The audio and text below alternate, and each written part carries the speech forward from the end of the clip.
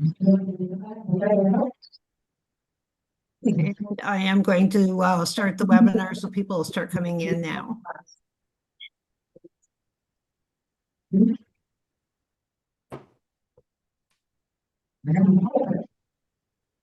Come in, people. Let's get started. Well,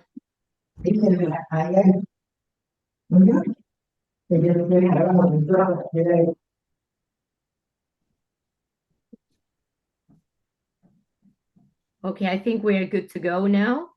Thank you, everybody, for joining. Good evening, good afternoon, good morning. And thank you all, like I said, for joining us. My name is Leyla Ahmed. I'm a Spanish-Moroccan football journalist. And in the last 2 years, I have pretty much focused on the things that matters, which goes way beyond sports and football, but a genocide happening in front of our eyes. So today here, we are not just to talk, but to demand action. Football cannot continue as normal while Israel carries out this genocide against the Palestinian people. Keeping Israel on the pitch is a way of whitewashing all the crimes that we see live streamed on our screens, on our phones, on our TVs.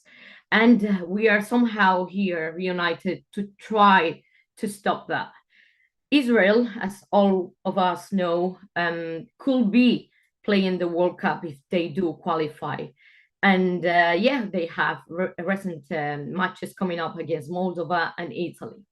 Just last week, we saw Italians carried out a national streak, which was really amazing and showing the power of collective resistance. And now, even inside football, something is shifting. We have seen it.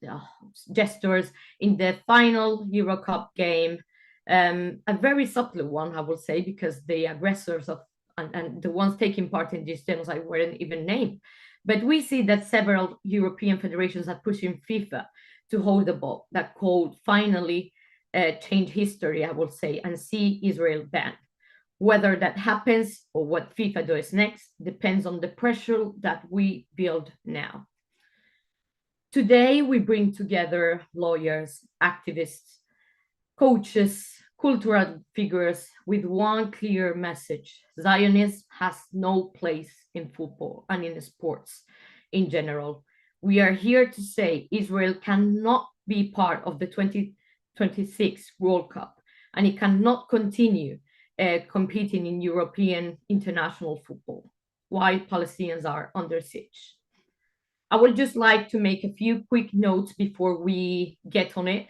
This session is going to be live streamed and recorded. Please, any questions that you have throughout it, you can leave it in the Q&A section, and I will try to bring them as we keep speaking. And we will also have, a guided discussion and a moment for everybody watching to take part on this. Very important, links to action are going to be on the chat. So anybody that wants to sign our letters and demands for action, please give them a look. And now let's get with the speakers. We have an incredible lineup, like I said.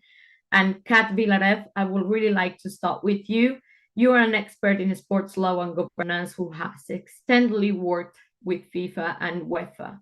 So please, the floor is yours. Kat, you are mute.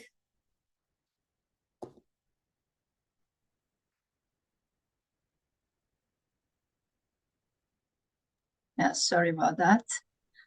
So thank you for the introduction. I have a unique insight into what is going on because I provide legal advice to Palestine Football Association. And I will just try to introduce you to a few things in the short time that I have. I will let others talk about why it's wrong for FIFA and UEFA to include a genocidal, apartheid, occupying, ethnic cleansing, you name it, regime that killed and injured hundreds of thousands and destroyed half of Palestine and its sports. I will let others talk about it because FIFA and UEFA don't have rules or policies on suspending associations for these reasons. They just do it randomly without any rules. So it's a purely political matter. And as it turns out, Everything else is political matter, even when we have clear rules on those issues. If they involve Israel and shielding Israel, those rules will be completely disregarded, even if they have a constitutional nature, so something that comes from FIFA statutes. There are two main legal issues, legal regulatory, that I want to mention. One very, very briefly, and it's related to the fact that everybody talks about how we shouldn't be punishing innocent athletes and clubs and associations for the actions of their governments. But this is not really applicable in case of Israel, because this argument really does not work, because they're all intertwined in Israel with government and with military, like no other football government and military in the world. So they're all forming like one single unit. And we know that big majority of Israeli football players have served in IDF. They're reservists, they are active members, and they cannot represent Israel in international sports without having served in army first. And many of them publicly expressed not just support for IDF action, but have publicly called for destruction of Gaza, or said something else that amounts to genocidal incitement. And Israeli clubs, Israeli football associations all support materially, morally, and in every other way the IDF. They visit air forces, including the chairman of Israel FA, and bring them presents, have dinners with them, and so on. And then they advertise this online. So just in legal terms, we are talking about the disciplinary code that would be applicable to everybody else. As you know, people that have said free Palestine, or just had something around their arm, like a band that talks about freedom for Palestine, have been fired and disciplined. And yet we have these others who can call for the destruction of the whole people, and they are still playing in European football clubs completely unbothered. So the disciplinary code has miserably failed. We have, of course, submitted complaint to FIFA, and FIFA has just been passing the bucket to disciplinary committee, and disciplinary committee has just been prolonging and delaying any decision on this issue. And it's been already a year and a half that they are in possession of this knowledge of all these incidents that we have collected. And the second big issue is related to Israeli football clubs that are located in illegal settlements in the West Bank. So Israel Football Association joins these clubs to their leagues. So they go and play in Israel, and then they also host the matches of Israeli leagues on occupied Palestinian territory where they are located. So in essence, they are using Palestine Football Association territory for their own footballing purposes, as if it were their own. And these clubs are built quite literally on the top of Palestinian destroyed homes, destroyed property that was expropriated from them, that just to make way for Israeli settlements and clubs. And Palestinians are not allowed to access these football matches. It's a clear apartheid policy. So we know also that UEFA and FIFA have sent millions of shekels to Israel FA every year as a part of some reciprocal financial relationships in which they earn money from regional and international games in which these teams play. And Israeli settlement clubs actually serve extremist settlers who are very often involved in those acts that you see everywhere on social media, acts against Palestinians, which are amounting to terrorism, vandalism. So this is the issue. The issue is that they have occupied, even in footballing terms, the West Bank territory. So they are organizing their football leagues on Palestinian FA territory. But in FIFA and UEFA statutes, you have a clear territorial integrity rules that prohibit member associations such as Israel and their clubs to play on the territory of another member association without the approval of that other association, and without approval of confederations involved like UEFA and AFC, and without approval of FIFA. So all of these approvals are needed for this to be actually legal, but none of them were ever given to Israel. And in fact, Palestine FA has been formally objecting for the past 13 years and asking for its legal and political jurisdiction over its territory to be reinstated. And but FIFA and UEFA never actually paid attention to this. They just ignored the entire issue, yet not really giving approval to Israel. And if they were so confident in the... Why do you think all of this impunity? Why do you think they have never really paid attention? Because as you said, Palestinian Football Association has been continually speaking up against this. Why do you think it's the impunity? What's behind it? The issue is completely politicized, entirely politicized. I'm not going to get into details, but there are, even if you look at who is sponsoring FIFA, for instance, just the commercial aspect of it, and which companies are those, and which companies have shares such as Vanguard and BlackRock. They're controlling these companies, or they have pretty big shares in them. It's all clear. They are also investing at the same time, these companies, in Israeli weapons industry and US weapons industry. So it is all interconnected. It is all related. The rabbit hole is deep, and the level of interconnections is very wide, and that network is very wide. So there is obviously a political reason. A lobby is very strong. And I will tell you just a second. The story is that in 2016, when Infantino became FIFA president, then Israel Football Association came out and said, wow, this is fantastic news for Israel because he's a friend of Israel. And as long as he's president, we are never going to be sanctioned. It's going to be very, very difficult to sanction us, which is kind of proving true right now. But by including these clubs in their own structures through their participation in Israeli leagues, FIFA and UEFA are actually participating in occupation and colonization of Palestine. Nothing else, because they are normalizing lives in settlements, contrary to the ICJ, who said that these settlements should be completely evacuated.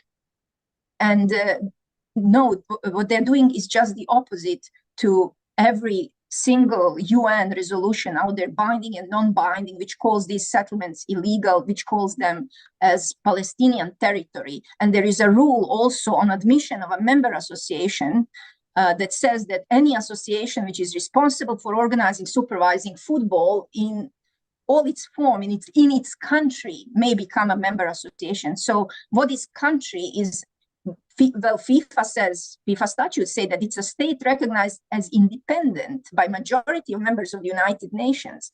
And the UN doesn't recognize countries just in abstract. It recognizes them in proper territories, delimited territories. And we know that UN recognizes West Bank entirely as Palestinian territory. So there is no real reason for them, based on any rules that they have or regulation that they have, to, in fact, keep these clubs at the Palestinian territory in the West Bank, because this is footballing occupation in which FIFA and UEFA both participate by not sanctioning Israel and by not kicking out these clubs. And yet another interesting fact is that in 2014, when Russians joined Crimean clubs into their leagues, just like Israel is, what UEFA did is just quickly kick them out. And guess who was behind that action? Mr. Infantino himself, who was back then a general secretary of UEFA. So the legal and regulatory aspects are crystal clear. I usually look at point of view of another party. What can they say? But there is nothing they can say, absolutely nothing. Yet this is stagnating because FIFA keeps passing the bucket from committee to committee, from procedure to procedure for the past 13 years on this issue. And even now, under these circumstances where we have this absolute disaster happening in Palestine, even now they decide to shield Israel as it commits these acts. So this explains a lot that there is actually a lot of lobbying, a lot of aspects that are not out there, and they in fact pull all the strings. Israel has not just politicized football. In fact, football has always been politicized, but they have militarized football as well, completely. So when you go, for instance, to Paraguay, to FIFA Congress, there will be tanks on the street. Not just commandos with machine guns, there'll be tanks on just for FIFA Congress. They will come. The Israeli delegation comes with a lot of people, bring spies to follow us all around, and so on. So they are they have turned football into something else. We cannot anymore have normal football in Europe. Everywhere where Israel is playing, there will be either that fans are not allowed in, just to make sure that security is kept. And, this is disrupting a lot of normal organizational matters, which were the argument of both FIFA and UEFA for kicking out Russia, and under completely different circumstances, I might say. Last year, when we submitted our proposal for item to be placed on Congress agenda, and we proposed sanctioning Israel, this is in accordance with FIFA statute, then Israeli Football Association hired government departments and military to, in their own words, to torpedo our proposal and make sure it never reaches the voting stage at FIFA Congress. So I have to emphasize this point. They hired military to assist them in legal issues in football. So FIFA has statutory principle according to which football association must handle their affairs independently.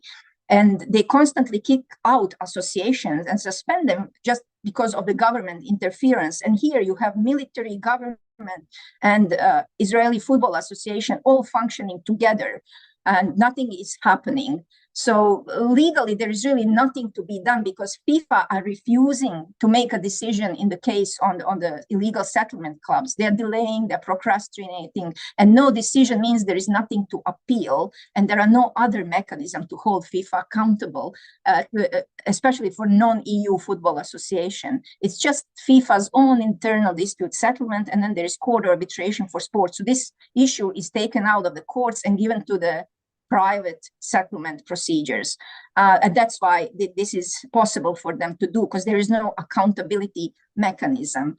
What is happening at the moment, just one last thing, is that after 2 years of relentless efforts from everyone, not just Palestine FA, starting with campaigners, with fans, activists all over the world, such as Jill Thomson that we have here with us tonight, and then BDS efforts, UN special reporters, UN working groups on business and human rights, EU parliamentarians, Amnesty International, Human Rights Watch, fair square. I don't want to leave anybody out, but I'm leaving hundreds out.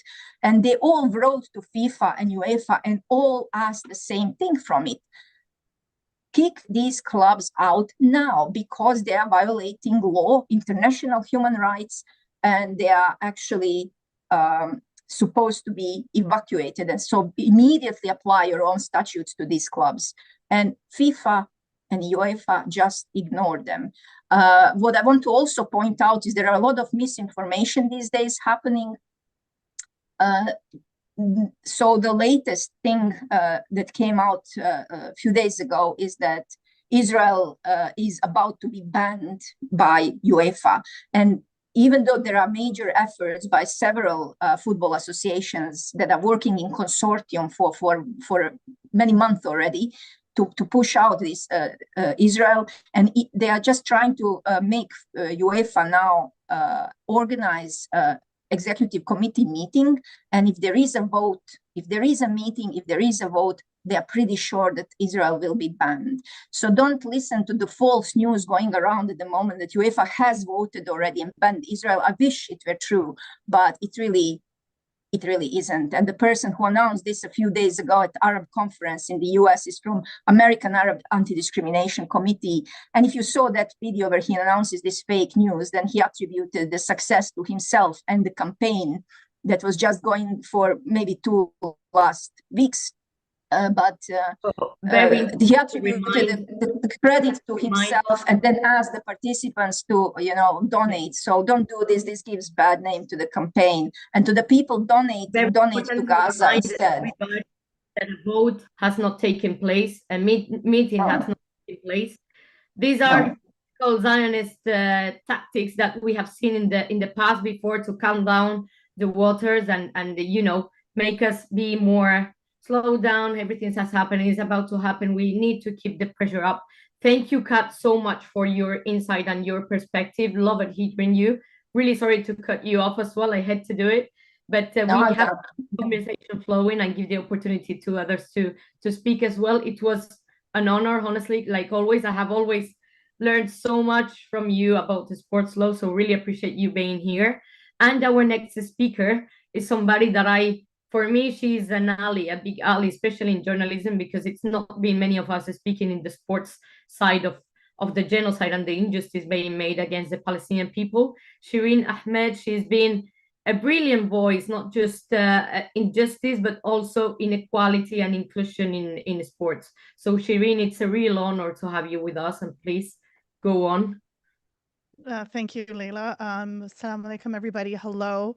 I just wanted to state that I'm actually based in Mississauga, Ontario. It's part of the nation of treaty and traditional territory of the Mississaugas, of the Credit First Nation, of Haudenosaunee, and here at Wendat peoples. I am a settler of immigrant experience, and I did want to say that I'm an immigrant on stolen Indigenous land, which is very key to the conversation we're having today about colonial settler happening and genocide in sport.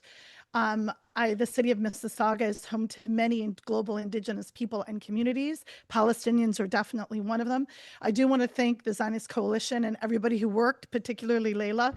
Our WhatsApp chats have been going full for years, but particularly in the last couple too. I'm a practicing sports journalist and a professor of journalism and sport media in Toronto. And over the last 23 months, I've watched in horror with the world as a genocide unfolded, the sheer annihilation of beautiful people, futures, families that cannot be undone. I watched in frustration and in sadness as too many journalism colleagues avoided or refused to acknowledge the necessary conversation about justice in sport, and decimation, annihilation of all sport in Gaza and in the region. I've watched too many colleagues of ours, of mine, who were targeted and murdered by the Zionist regime, despite heartfelt cries of journalism to not be a crime in the world, of our colleagues there sharing bravely, selflessly, so we could watch. It's just been, it felt silence amidst to a growing rage, distress, and just disillusionment of media and journalism, in so much that in the Western part of the world, so many colleagues have quit in frustration, have reported their experiences. And I tell you, my friends, sport is absolutely no exception. I've watched and been a part of this. I won't be able to forgive the global community and sports journalism for waiting to call out the murders of our sports journalism colleagues in particular, and anything related to sports, because those stories are a necessary part to chronicle. There have been the murder of football players, FIFA certified coaches, officials. Football youth academies have completely been destroyed. Over 700 athletes, which is a very minimal total. And I do think we need to recognize that the totals that are out there, there's bodies buried under rubble that have not even been collected yet. So those estimates are on the very low side. While creating, and of course, the destruction of facilities and all infrastructure, while creating the highest percent of pediatric amputees in medical history, which is a direct link to para sport. Again, this conversation is being ignored, despite the fearless and constant writings of the small community of people in the world, and in the absolute overlooking of mainstream media and legacy media, that people have been able to stay away from what is considered radioactive. Nobody will venture into this. And be it owners of teams, people in media, these stories and ideas within the sports ecosystem have been completely ignored. I do find myself, I have to say, alhamdulillah, surrounded in solidarity by people like Leyla, Ahmed, Karim Zidane, Dave Zirin, Christopher Curtis, Jonathan Liu, the Center for Global Reporting at the University of British Columbia, Mohammed Rashini. And forgive me if I've missed anyone, but I'm based in North America, so my lens, unfortunately, is out here. Our unwavering friends in Academy, whose public scholarship in sport helps to disseminate truth to power, including Dr. Joel Boykoff, our friends at End of Sport Podcast, Dr. Dan Sailovsky. I do want to shout out the Sport Scholars for Justice in Palestine, Faculty for Palestine on various campuses. I'm a member of both. I've been in journalism for 15 years and have been advocating for freedom and justice of Palestinians since I was born. We're not new to this, but historically, there has been a precedent of blatant unwillingness of mainstream to not tell these stories about targeting of footballers, shooting at their legs, campaigns. There have been campaigns to boycott FIFA, companies like Puma, who literally have teams on colonized Palestinian lands, the heavy restriction and lack of mobility of football players. There is a precedent, and too few talk about this. Leyla mentioned the tides are shifting. It took 2 years of genocide for tides to shift. I mean, one of the things I do want to say, with all the strength and support from people outside, the voices from within Palestine have always been the most important, and those that should be centered, those from those communities, are the best storytellers. They have been telling us for decades and decades since the Nakba, this is what's happening. And now, appreciating everybody getting on board, but centering those voices and understanding what is happening is key to being sincere and not disingenuous. I mean, unfortunately, we are aware of certain campaigns that are trying to corporatize or capitalize off this genocide for their own personal, professional success, which is exhausting. I'm sorry, I'm shouting through this entire presentation because I am furious. We should I do be have furious. We should be very furious, especially. I mean, it's been lonely in the sports journalists. It's been really lonely, but thankfully, and you are proof of it on many present here, that maybe we are not many, but we have been powerful. And I think that's something that Gazans, especially in Gaza, have been appreciated. Maybe we haven't been many, but we have been important. Thank you so much, Shireen, for your work. Leyla, one last thing I do want to say, because I did write on this.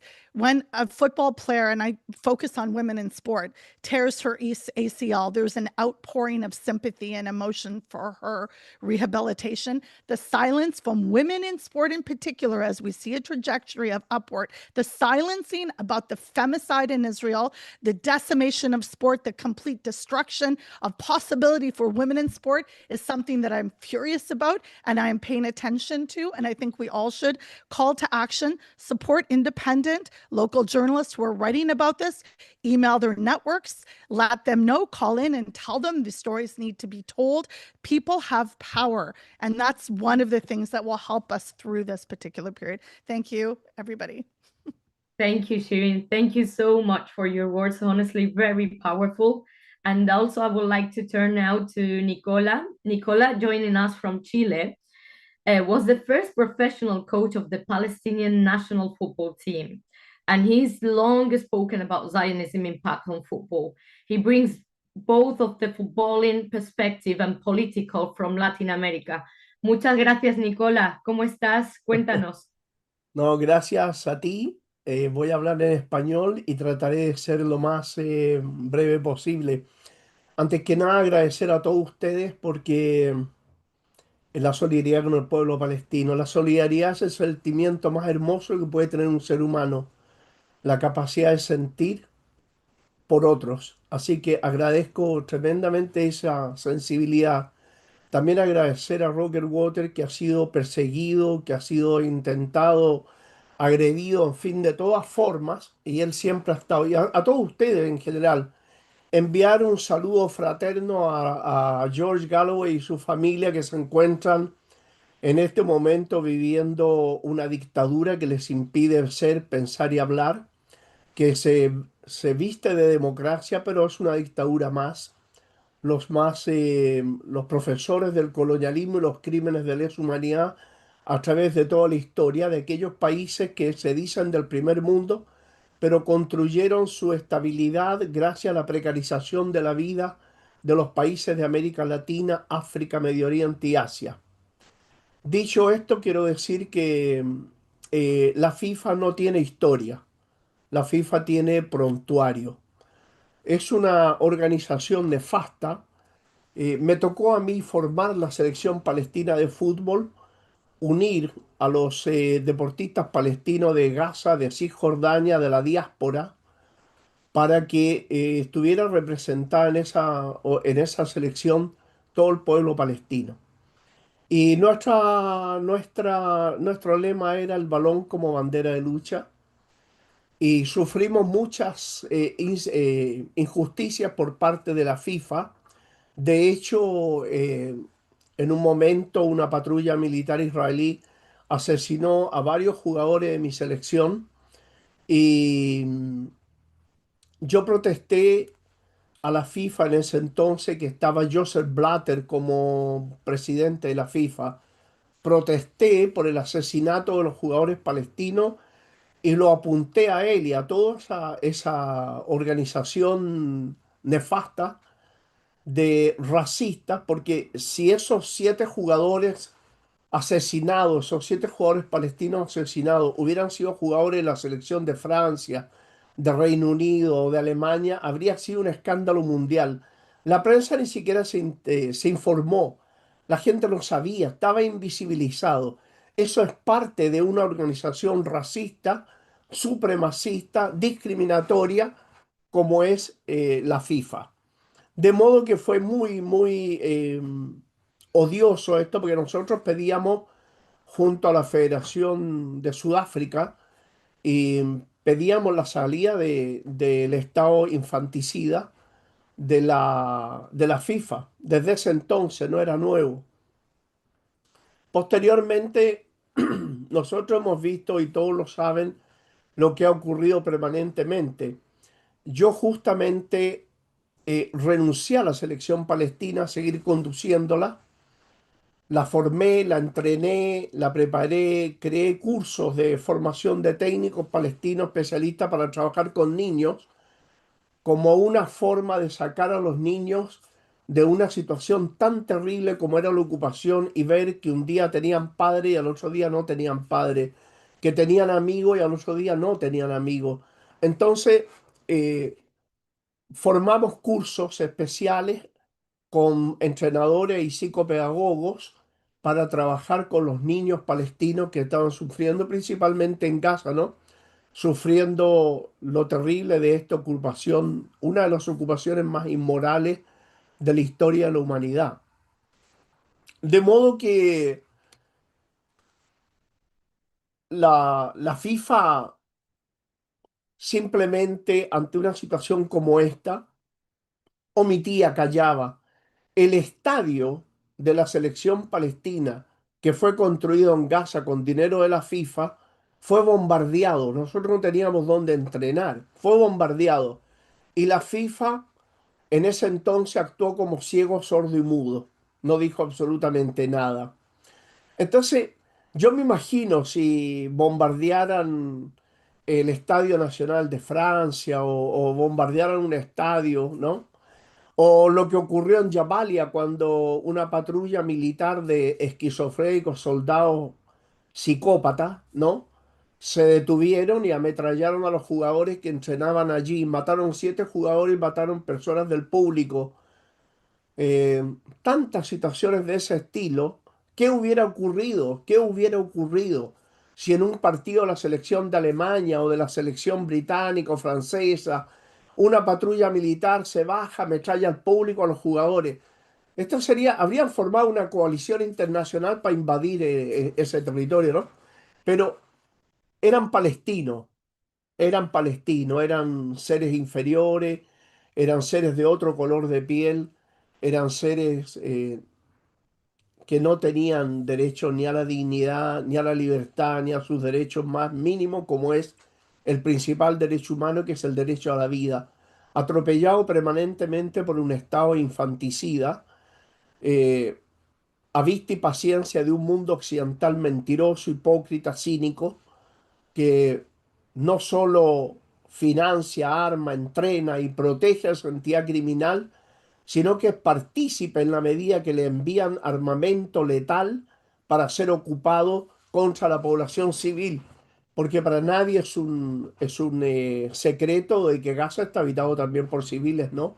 El bombardeo con el equivalente a 8 bombas atómicas lanzadas en Hiroshima y en Nagasaki, lanzadas sobre Gaza. A nadie le debe quedar un dejo de duda que es un genocidio o un crimen de lesa humanidad. Y veo a hipócritas y cínicos haciendo análisis si efectivamente allí hay genocidio o no es genocidio. Empiezan con análisis etimológicos de la palabra, si se puede o no se puede aplicar el término genocidio. Bueno, lo que no hacen estos gobiernos, lo tiene que hacer la población.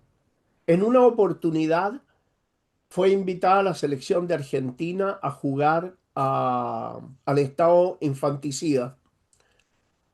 De inmediato hablé en ese entonces con los jugadores de la selección argentina, hablé con entrenadores, colegas míos de Argentina, y hablé con un gran hombre, un hombre muy solidario como era Diego Maradona, que de inmediato se colocó a trabajar y logramos que la selección argentina no viajara al estado criminal infanticida. Lo mismo ocurrió con Uruguay y lo mismo hacemos siempre que podemos. Yo renuncié a la selección cuando la FIFA organizó un partido, de acuerdo con la Federación del Estado Criminal, organizaron un partido que le llamaron Partido de la Amistad, donde la selección del Estado infanticida se enfrentaría a la selección palestina. Cuando me llama el presidente de la Federación del Estado de los Colaboracionistas Palestinos, me llama para que yo preparara el equipo, le dije que el Estado criminal no eran amigos míos, un Estado que tenía a más de 7.000 presos políticos palestinos no eran amigos míos, y yo no iba a entrenar esa selección y ningún jugador de mi selección iba a ir a jugar y ninguno fue a jugar ese partido que la FIFA había autorizado para que se hiciera en Barcelona. Así que vuelvo atrás y digo de nuevo, la FIFA no tiene historia, tiene un prontuario que es partícipe de los genocidios, partícipe por su silencio. El silencio también es complicidad.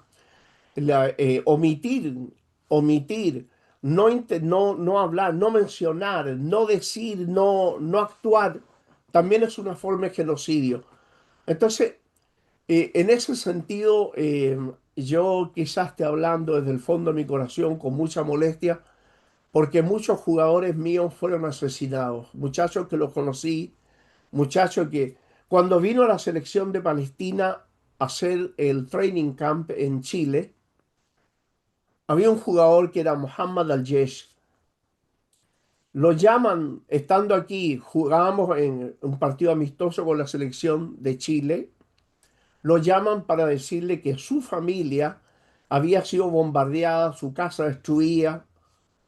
Entonces yo le dije al muchacho que tomara un vuelo y se devolviera. Él dijo, no, yo no soy mejor que mis otros hermanos.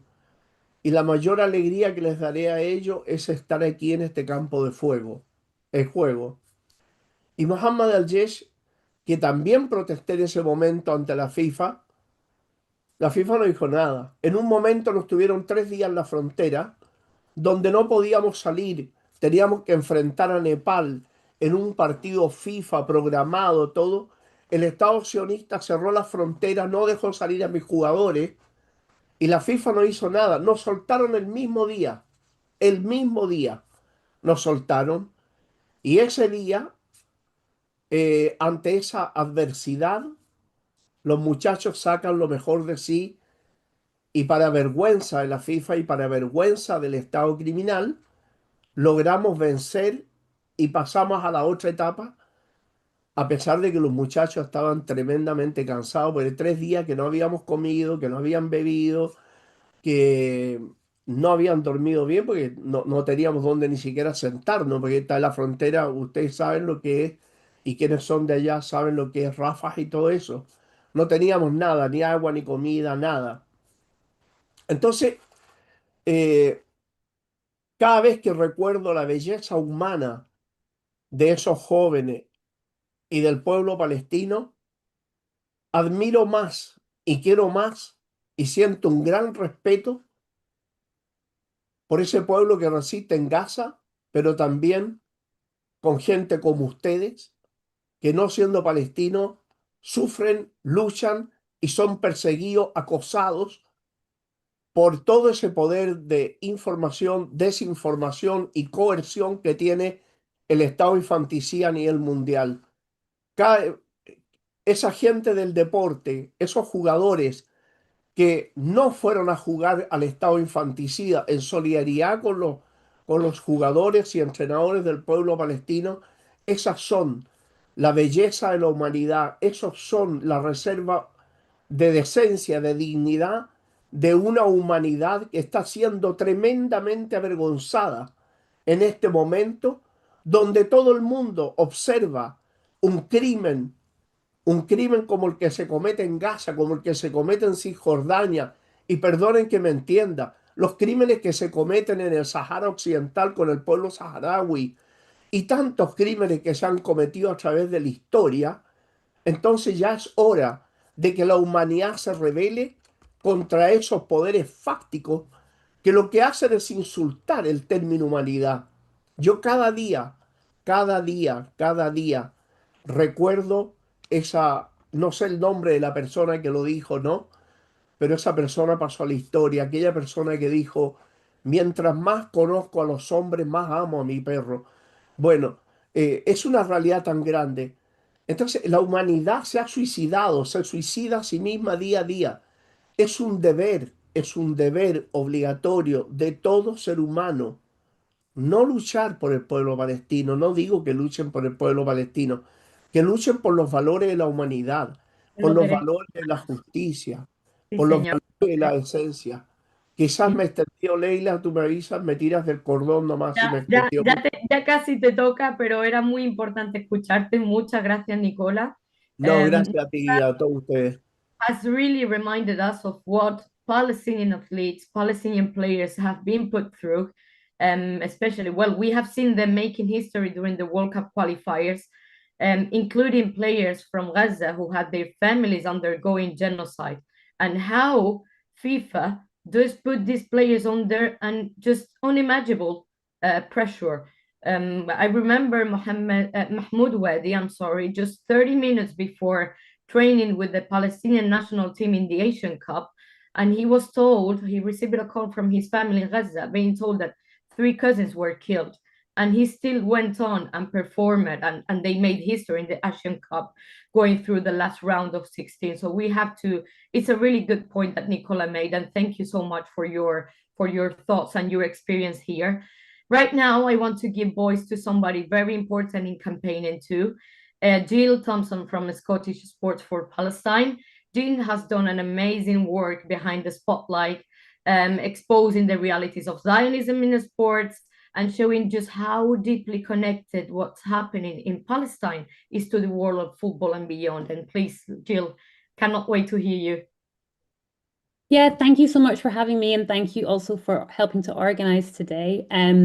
So yeah, I want to talk today about the Red Card Israel movement, specifically in the context of media and politics, and also how it fits into the broader global kind of fan movement for Palestine. So firstly, I think it's important to understand that the Red Card Israel movement is a grassroots movement. So it doesn't belong to any one organization. It's part of the wider BDS movement. So it's firmly rooted in Palestinian resistance. So we're not here to brand a genocide. We're here to oppose it visibly and collectively.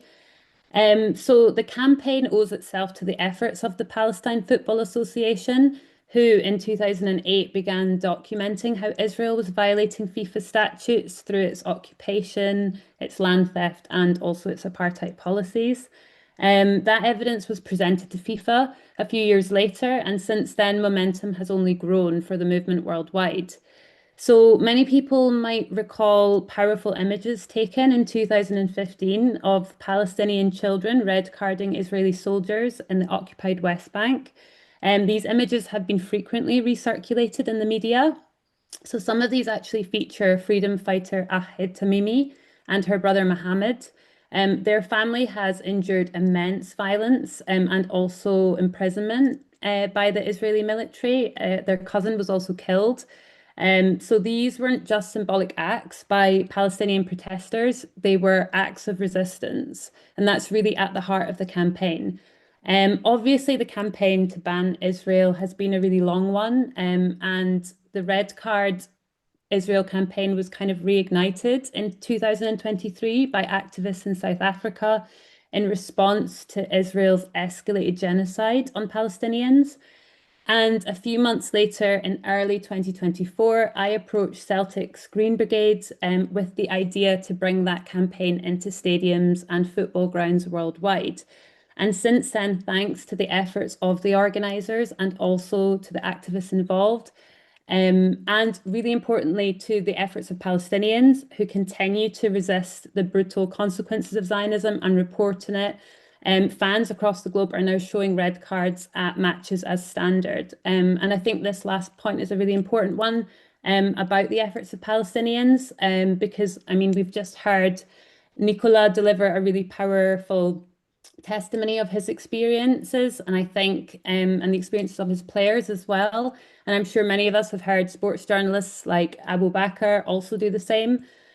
So more than just a protest, this has become a necessary political intervention in global sport as a response to Palestinian suffering.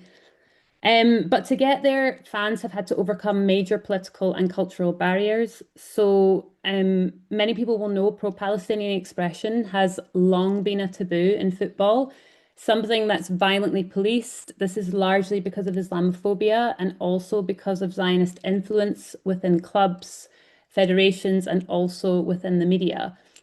So actually a major goal of this campaign was to normalize Palestinian support in football arenas, and that's something it has absolutely achieved. And you can see this in the way that it is generally positively received in the media as well. So concurrent to these red card displays, fans of football have also organized themselves to protest Israeli teams. Probably the most famous protest or well-known one was against Maccabi Tel Aviv in Amsterdam. But there really have been protests wherever Maccabi Tel Aviv play. There have also been boycotts. Another probably well-known boycott was France versus Israel Nations League match in 2024. So despite that being a high-profile League A fixture, it actually had the lowest ever turnout at the Stade de France in its history. So obviously this is massively embarrassing for the confederation involved, in this case UEFA, but also for the federations, France and Israel. And it's a big hit in their pocket as well. And fans have also taken action off the pitch. I think Kat kind of mentioned this, but in 2024, they sent around 7 million letters to the FIFA Council demanding Israel's expulsion. National federation heads were also CC'd into that letter. Petitions by DM25 and ECHO have gathered about, I think, 700,000 signatures from fans. And there's a third petition, which I can share in the chat, that was launched by Avaz, I think, just this month. And already it's gathered just short of 1 million signatures. So please do sign it to help them get over the line. And that's a clear message to get Israel chucked out of the World Cup. So yeah, I mean, I think the message from fans inside and outside the stadiums is really clear that football cannot continue to be used to sports wash genocide. I think that this campaign is a positive one in that it shows the power that fans hold. I mean, you simply can't have football without the fans. I think the clubs will try to downplay this, but they know it's true. So fans hold an immense power there. I think something that we have to do is we need to make a distinction between fans and boards. Celtic, I think, is a great example. Obviously, I do a lot of work on Scottish campaigning, so I speak from a Scottish perspective, but I think even internationally, Celtic as a club is often associated with Palestinian solidarity because of its fans. But internally, the board has consistently toed a Zionist line, while quite likely benefiting from the reputation built by its supporters. So it's really easy to conflate the two, but I think nobody loves this conflation more than the people that sit on the boards themselves. So I think we need to start recognizing that the actions of the fans are one thing, but we need to still call out the people on the boards. So this is why our job isn't done. We need to keep pressure on clubs, federations, and also governing bodies. We have to demand that they speak out and they refuse to let genocide be normalized in sport. And I would also echo what Nicola said, that I think that extends also to other genocides and other human rights abuses and also fights by Indigenous people around the world. So will you say like the Zionist lobby is not just FIFA and UEFA, but it's also on a club level? Absolutely. Yeah. It's really, I think, something that's quite insidious. I think people would probably not believe the level as to which Zionism really has an iron grip on sport. I can only talk a little bit about the experience in Scottish sport. I would imagine that that is a model which is repeated elsewhere in the world, because I think Zionists are quite well organized to that extent. But yeah, I mean, there are Zionists in probably every football club. They certainly have an influence on boards. They sit on football boards. They sponsor football clubs. They bail football clubs out when they get into financial difficulties. That's something that is not forgotten by football clubs. So yeah, they have immense power over the clubs. Well, thank you so much, Jill, for your insight.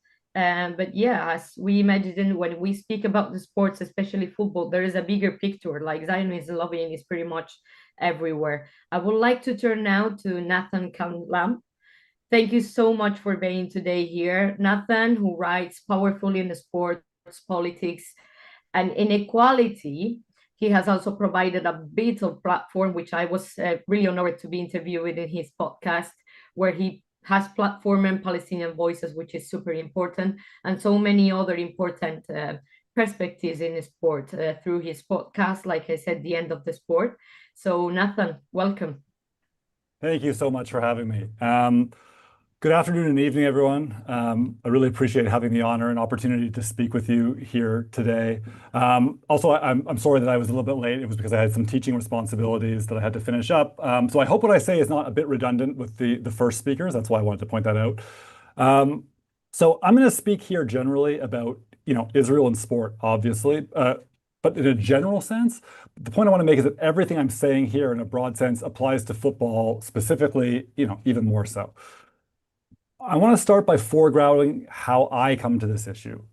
First, as the descendant of Holocaust survivors, taught like so many of us with that particular history and otherwise, that genocide should never, under any circumstances, to any group of people anywhere, be allowed to happen again.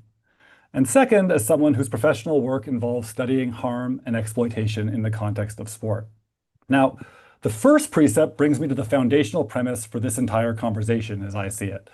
Israel is and has, for almost an entire 2 years, and very possibly longer, been committing genocide in Gaza. I've said this since October 2023, but I note it has become both a scholarly and expert consensus shared by nearly every human rights organization in the world, including Israel's own, by the United Nations, and by the International Association of Genocide Scholars. And it is a fact shared with the world by Palestinians and Palestinian journalists who have given their lives to document it. I would also argue it is the relative consensus of most human beings across the world right now, with the notable exception of state and institutional leadership in the global north, and of course, capital.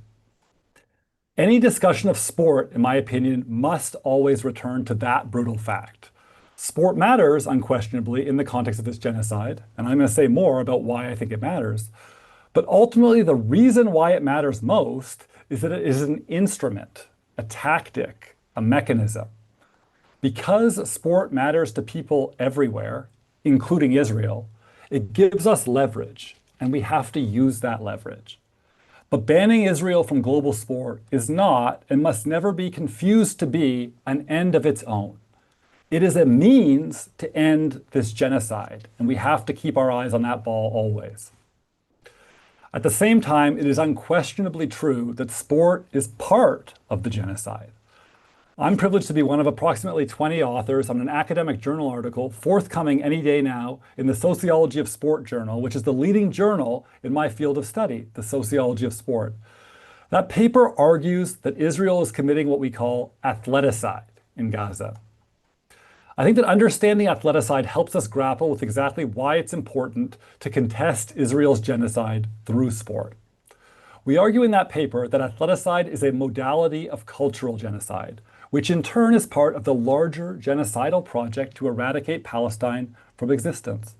A project we should all be all too familiar with here in Canada, where I reside, For this too is a nation and state built on a genocidal colonial project against indigenous people.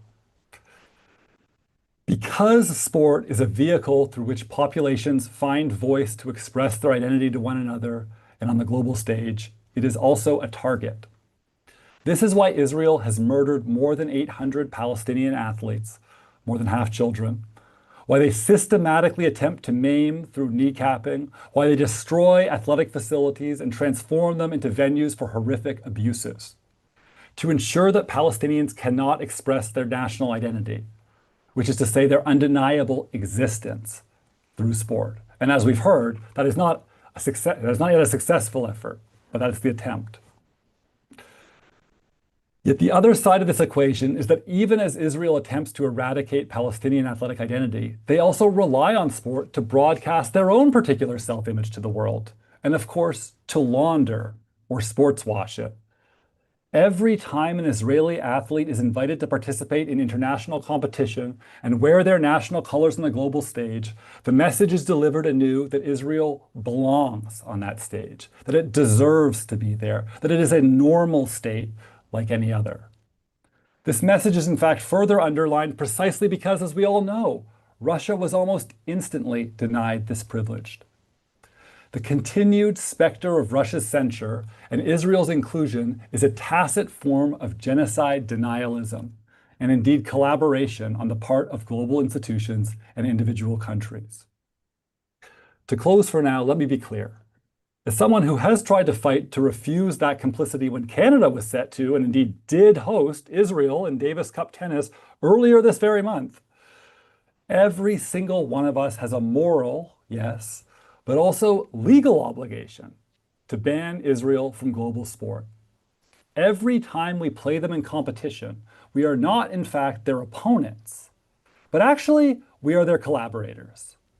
Those games serve simultaneously both to scrub away at their sins, yes, but also to bathe us in blood. And that should feel unbearable to all of us. Thank you. Thank you so much, Nathan. You made some really good points there.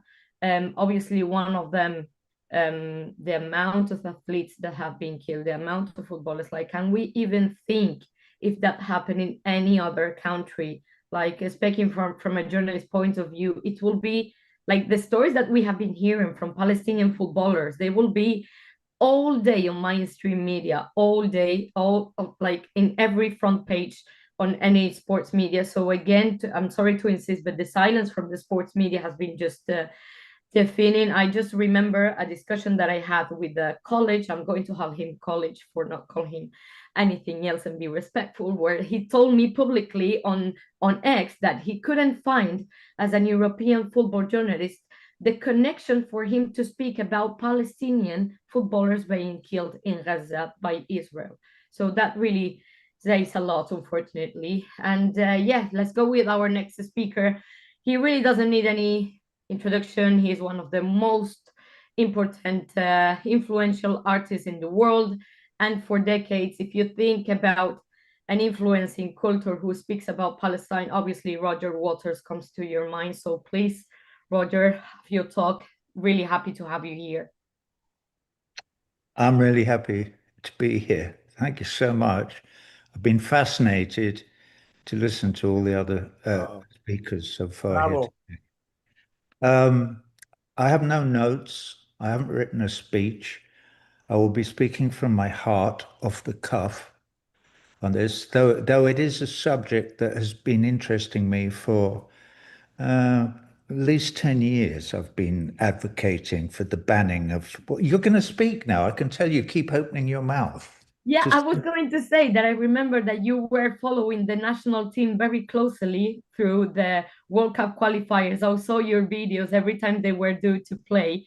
You will post a video encouraging me. So it's really nice to see an influential voice like yours being interested in this super important issue. So please go on. Okay, I will. But if you keep going like that, I'm gonna, because I'm such a gentleman, I will stop. And then you can whatever. But all right, I'll try and just keep going in spite of that. Where was I? Yeah, the Lions of Canaan. Go Palestine. They've been having very difficult times recently, and I'm sorry for that, you know. And my friend Lama Beirut was very involved with the Palestinian national team. In fact, I believe they're making a film about them, which I, to some extent, have supported financially as well. And I intend to continue to do so because it's an heroic story. Okay, I went to a meeting. Speaking of Canada, which Nathan was just now,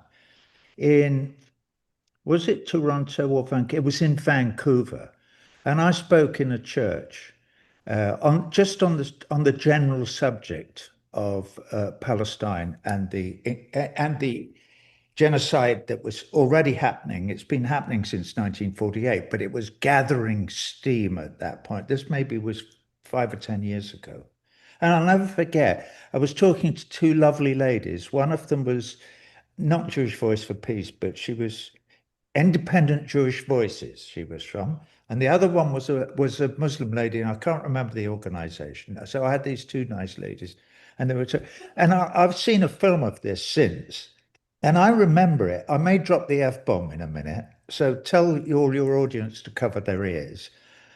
I think I was having a conversation with somebody called Nick Cave, who is an obscure Australian musician of some sort, but he's a Zionist. He believes in, you know, he refused to join BDS and blah, blah, blah, blah. And I'm sure he has, I shouldn't really speak about him because he's not here, but not being here is no reason not to speak about somebody who is supporting the genocide of my brothers and sisters in Palestine.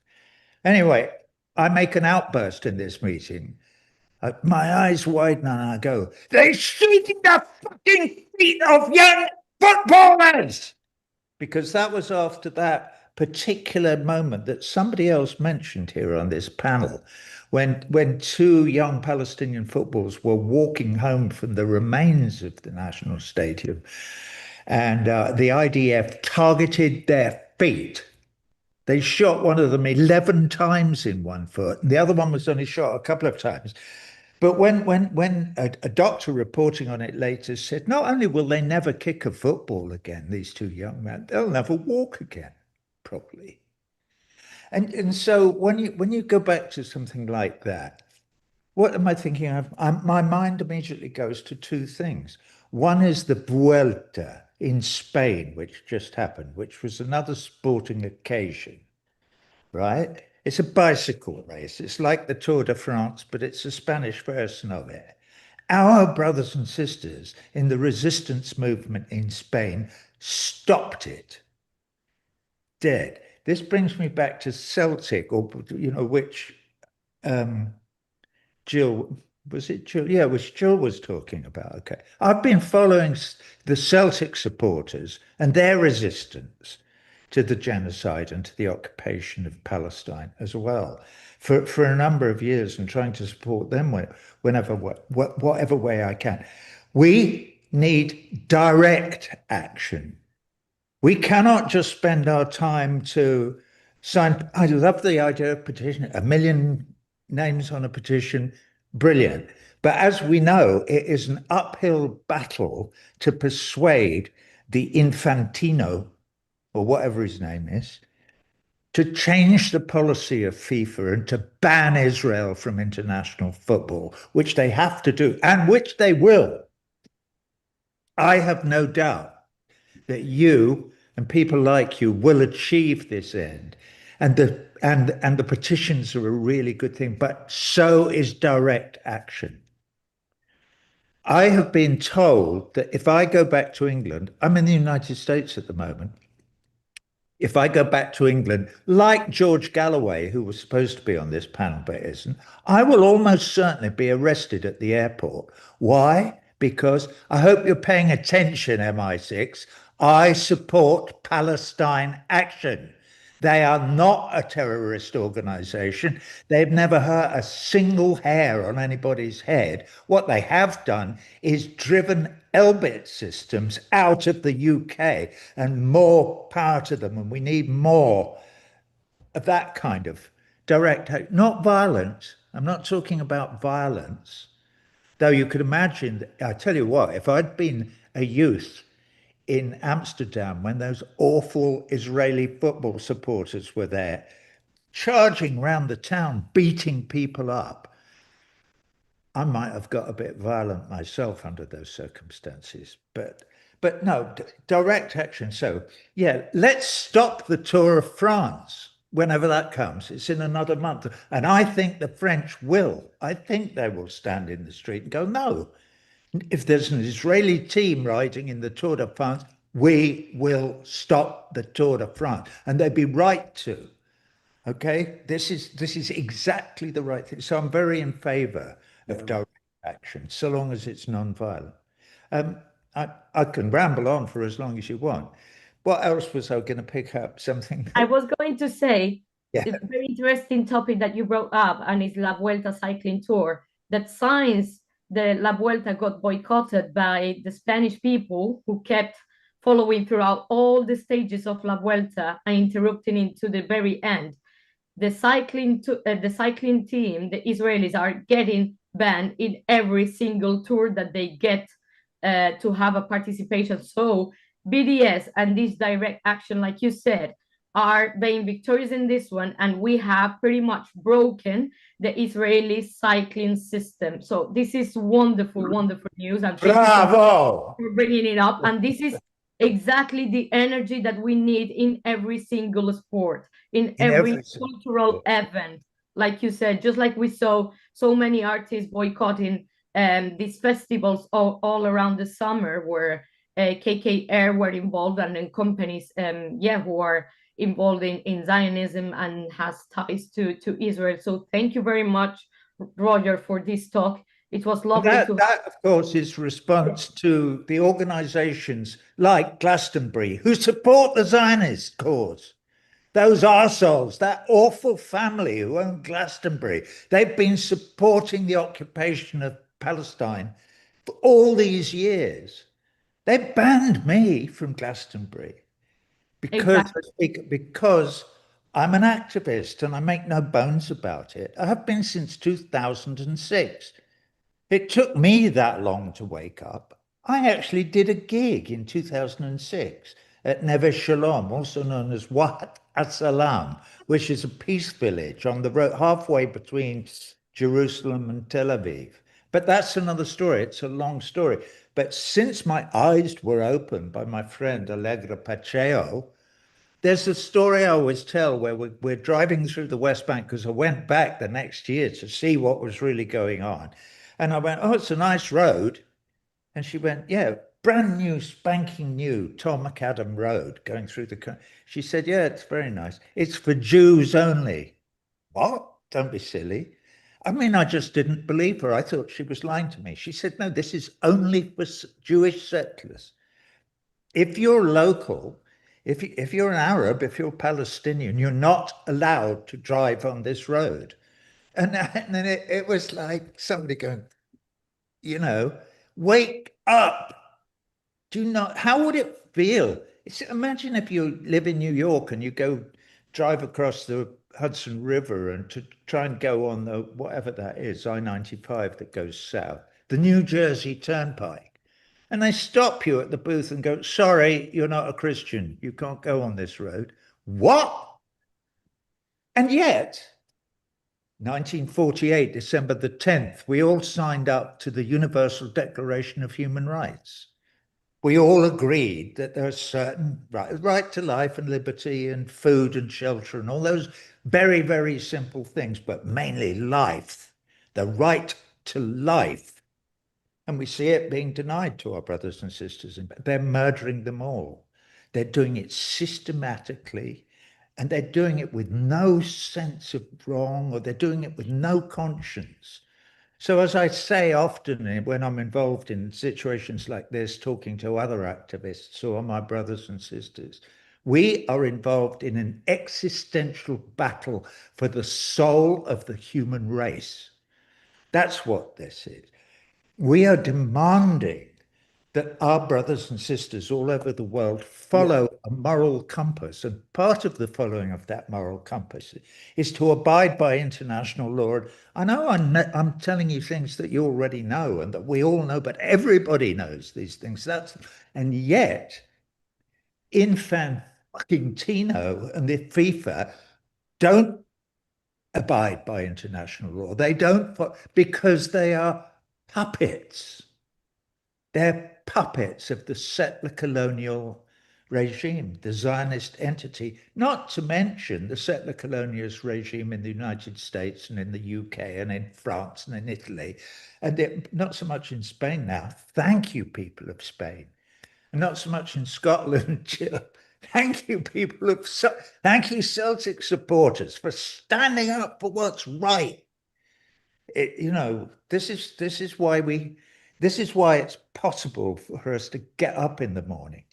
I know everybody on this panel probably does the same thing I do. You wake up in the morning, you wipe away the tears, and then you say, what can I do today? And then you go and bloody well do it. And we are making progress, are we not? I know we are. And we're reaching all kinds of tipping points. So we desperately need every one of our brothers and sisters all over the world to never unload a ship from Israel, to never allow them to cycle or fence or play football or do anything with the rest of us until such time as they are prepared to renounce their racist, religious supremacist, Ubermensch ideology and come back to join the rest of the human race in a world where we accept that we don't get our permission from God to do whatever the F we like with anybody else because we're the Ubermensch. No, you don't. This is absolute nonsense and everybody knows it. And so, of course, we're hugely critical and we will stop you. Anyway, I love the idea of people in hotels or bus drivers go, oh, it's the Israeli. I'm not going to clean your room. I am not going to drive your bus. No, I'm not. And we don't have to spit on them. I mean, personally, I would. But you can be non-violent with them, but you must not serve them tea. This is absolutely against everything that any of us believe in. So, what else have I got to say? I feel an almost overwhelming urge coming over me now to have a word with my ex-guitar player's wife. I've never spoken about this, but a couple of years ago, she accused me, and these are the words, in a Twitter message. She said, Roger Waters is an anti-Semite to the bottom of his rotten core. And then my ex-guitar player, her husband, tweeted, absolutely true, every word. So I want them to sit with that for a bit now, those pricks, him and his wife. They are supporting the genocide. By accusing me of anti-Semitism, they become part of what Nathan was talking about. It's support for the genocide of a whole people by association, simply by attacking me for trying to defend the moral compass of the whole human race against the onslaught of people who, like them, stand by silent and indifferent. I wrote a song years ago again. It's called Each Small Candle. I'm going to finish this a bit. And the first verse of it, which I'm going to tell you if I can remember, was written by an Italian poet, and I've no idea who he or she was. I've never discovered the identity. So whoever you are, if you recognize these lyrics, I owe you a lot of publishing royalty on it. And I've always said, if I ever find out, this was the lines. Not the torturer will scare me, nor the body's final fall, nor the barrels of death's rifles, nor the shadows on the wall, nor the night when to the ground the last dim star of pain is hurled, but the blind indifference of a merciless, uncaring world. And that hit me like a spear going through my heart when I read those words, and it's the first verse of a song that I wrote, which goes, but the song is called Each Small Candle, and my answer to his beautiful poem, that tragic and desperately ups, is that we each have the ability to be one small candle, and that we can create a light all together that will light all the dark places, and eventually we will bring love and truth to this planet home. So I thank you for having me as part of your thing today, and I look forward to seeing. And while we're on it, somebody mentioned my mate Dave Zirin. Is that how you pronounce his name? One of you did, anyway.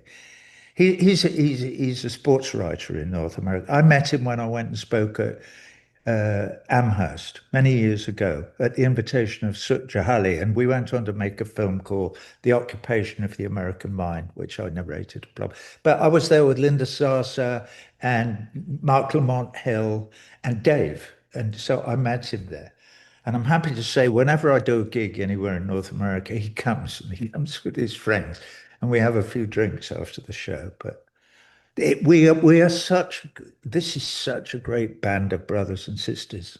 This band, us, those of us who have empathy and empathize with our brothers and sisters in Palestine, and are not afraid to speak up. In fact, bring them on.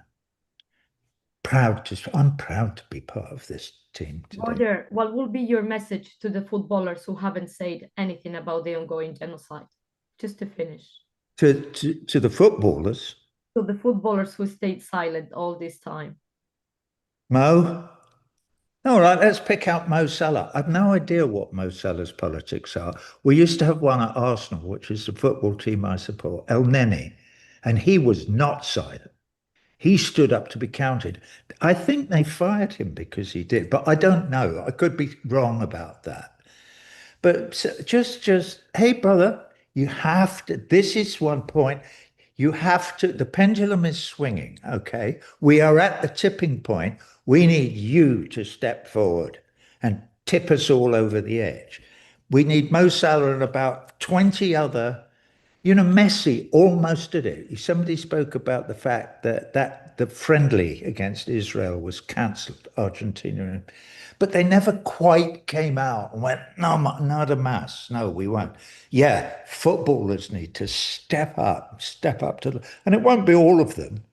Just like it's not everybody in every rock and roll band, Dave. So it won't be everybody who steps up and does the right thing. But we need a few of them. And it's difficult for them because they're very well paid and their jobs are on the line. Because you're right. Imagine if you were a Spurs player and you did that. David Levy would have you out of that team and on your bike before you could say no, and you'd be cut off without a penny. Actually, I don't think he's in charge of Spurs anymore. So I don't know who the new. Not anymore. He's not anymore. But we know what you mean. Yeah, and I don't care. But I'm, my heart and soul is with my brothers and sisters at Celtic, and I hope there are some at Arsenal, which is my club that I support. Because, like all Englishmen, I have an allegiance to a football club, and I have had for like 50 or 60 years. So it's very, very important, and I've been saying this for years and years and years and years. We have this and Eurovision. How could you let them be in Eurovision? Didn't they host it? I think they actually hosted it this year, and some people went and took part in it. It's disgusting that they would allow that, but our message is getting through. Do you think I'm coming across as being loving and truthful? Because I do. We have to be. We actually have to be. And as an Arsenal fan myself, I hope the culture club, as we call it, they step up and do something, because it's long overdue, and overdue we show Israel and Israeli clubs the red card. Thank you so much, Roger, for your voice. We're going to continue moving because we have some amazing speakers to still participate. Now we will hear from Robert Wilson, who has been deeply involved in the global solidarity campaigns for Palestine. Robert, thank you for joining us today. Thank you. It's an honor to be here. I just want to, first of all, I'm suffering under the burden of having to follow Roger because he's an idol of mine. But having said that, I think one of the things that we've largely ignored in a sense is the fact that the World Cup, as it's potentially scheduled now, is coming to the United States, Mexico, and Canada. And based on what the newspapers and media say today, it looks as if it's possible that UEFA may take the first move in at least potentially banning Israel. However, even if that happens, there is still the event itself in the United States. And even though I don't believe that the quote unquote pressure we're bringing to bear on this event will be enough to bar the United States, I do believe that if Israel is banned, it will put immense pressure on the Trump administration to do something. Now, what we can't read the tea leaves. Having said that, I want to release, I think, some information that may not be well known. All of you know the global game that we call the beautiful game, but there is some important history about the beautiful game that is largely forgotten. And that history has to do with the British Empire and how the British Empire used sports as a tool to mollify the respective colonial populations that they eventually dominated. If you look at the globe today, the three sports that they used were rugby, football, and cricket. And interestingly enough, rugby became the sport that went to the nations where there was, quote unquote, a white population agenda afoot. In other words, Canada, the United States, South Africa, Australia, and New Zealand became white dominant populations. And interestingly enough, that's where rugby took hold in terms of a centerpiece of authority as to how these countries would be run. And needless to say, rugby was the sport of the Oxford-Cambridge crowd. Football, on the other hand, was a sport of the masses. And the reason I'm bringing this up is because in the United States today, we have, for lack of a better way to describe it, a colonial aspect with respect to how sports is managed in that country. And I wrote a book about this called The Football Manifesto. And the conclusion that the book reaches, which is something I think that most people forget about, is that football in the United States is largely controlled by the NFL. The NFL is the puppet master of the sport in the United States. It's not well known, but the two organizations that are principally responsible for the sport, Major League Soccer and U.S. Soccer, which is FIFA's representative in that country, are basically controlled by the NFL for all practical purposes. It's not a surprise, and it shouldn't be a surprise, but in 2026, assuming the games go ahead, all of the stadia for World Cup 26 in the United States are NFL stadia. That's not an accident. And so I'm saying this to say that there are layers to history that we're somehow missing. If we do deep research in kind of the classic historical materialism sense, we come up and unearth things that are, at least helpful in terms of understanding how the world came to be the way it is today. Having said that, my hope in speaking to you today is to also create a plan and kind of a tactic or strategy of action so that post-World Cup 2026, there is something left in the imperial core of the United States that resurrects the heart and soul of what football is all about, because football has traditionally been a grassroots sport for people at the bottom of the pyramid. And that is exactly what it should be and hopefully will be in the United States post-World Cup 2026. So I'd like to potentially enlist your support and have discussions about that. I appreciate, obviously, everybody's contributions here. But I'd also like to encourage people to help a movement in the United States to recapture this sport and bring it back down to the grassroots and have this sport be, in some sense, a tool of protest and solidarity with oppressed peoples around the world. And in order to do that, we have a website up called urbanrefugee.com. You can visit what we're doing. There's a GoFundMe there, and we'd like to try to get literally global support so that we can reorient this game to be a message and an empowerment tool for people at the grassroots in the United States who support this sport and right now don't have a voice. Thank you so much, Robert. You made a really good point there about how us as fans have lost some kind of power in football. It came to my mind right now that just a few months ago, it was, I think, a German team tried to sign the Israeli player Sean Weissman, and fans as soon as they knew he was going to be signed by the club, I think it was Fortuna Düsseldorf, exactly. Well, they were totally against it. They on social media they floated all the team's social media asking for this player not to be signed. So yeah, I think it's very important that we encourage sports fans, football fans to gain that power back, because I think institutions and sporting bodies have long tried to make it look like we don't have a say, we don't have any power left. But is it true? There is no sports without the fans and the athletes. We still have that power. We only need to claim it back.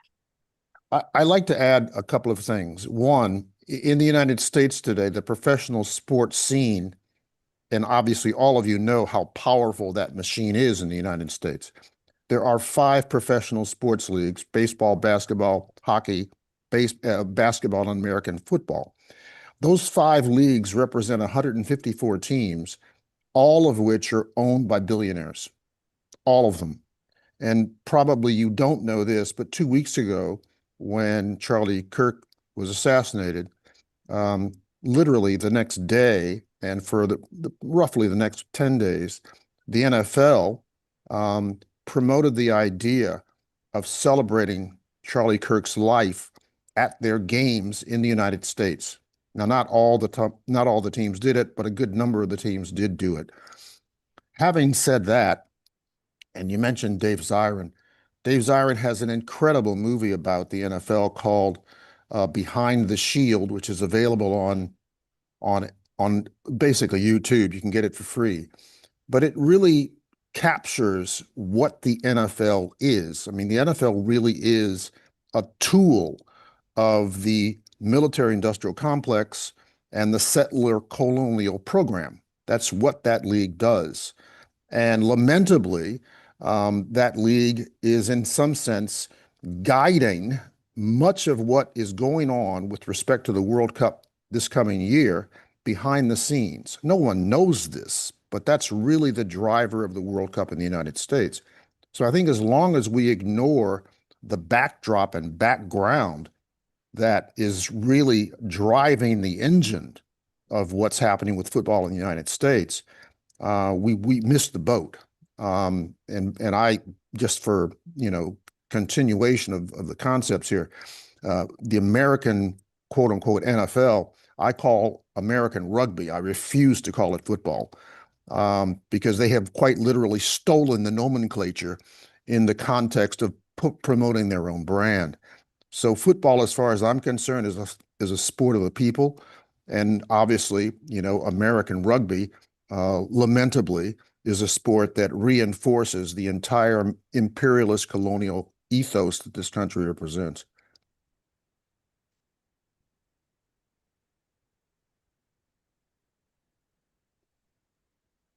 Thank you so much, Robert, for joining us and for your perspective.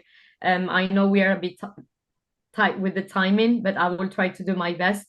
Now to follow US activist Ajamu Baraka will share his perspective. He's an editor and contributing to the columnist for the Black Agenda Report. He's the director of the North-South Project People's Center Human Rights and serves on the executive committee of the US Peace Council and leadership body of the US-based United National Anti-War Coalition. Ajamu, please.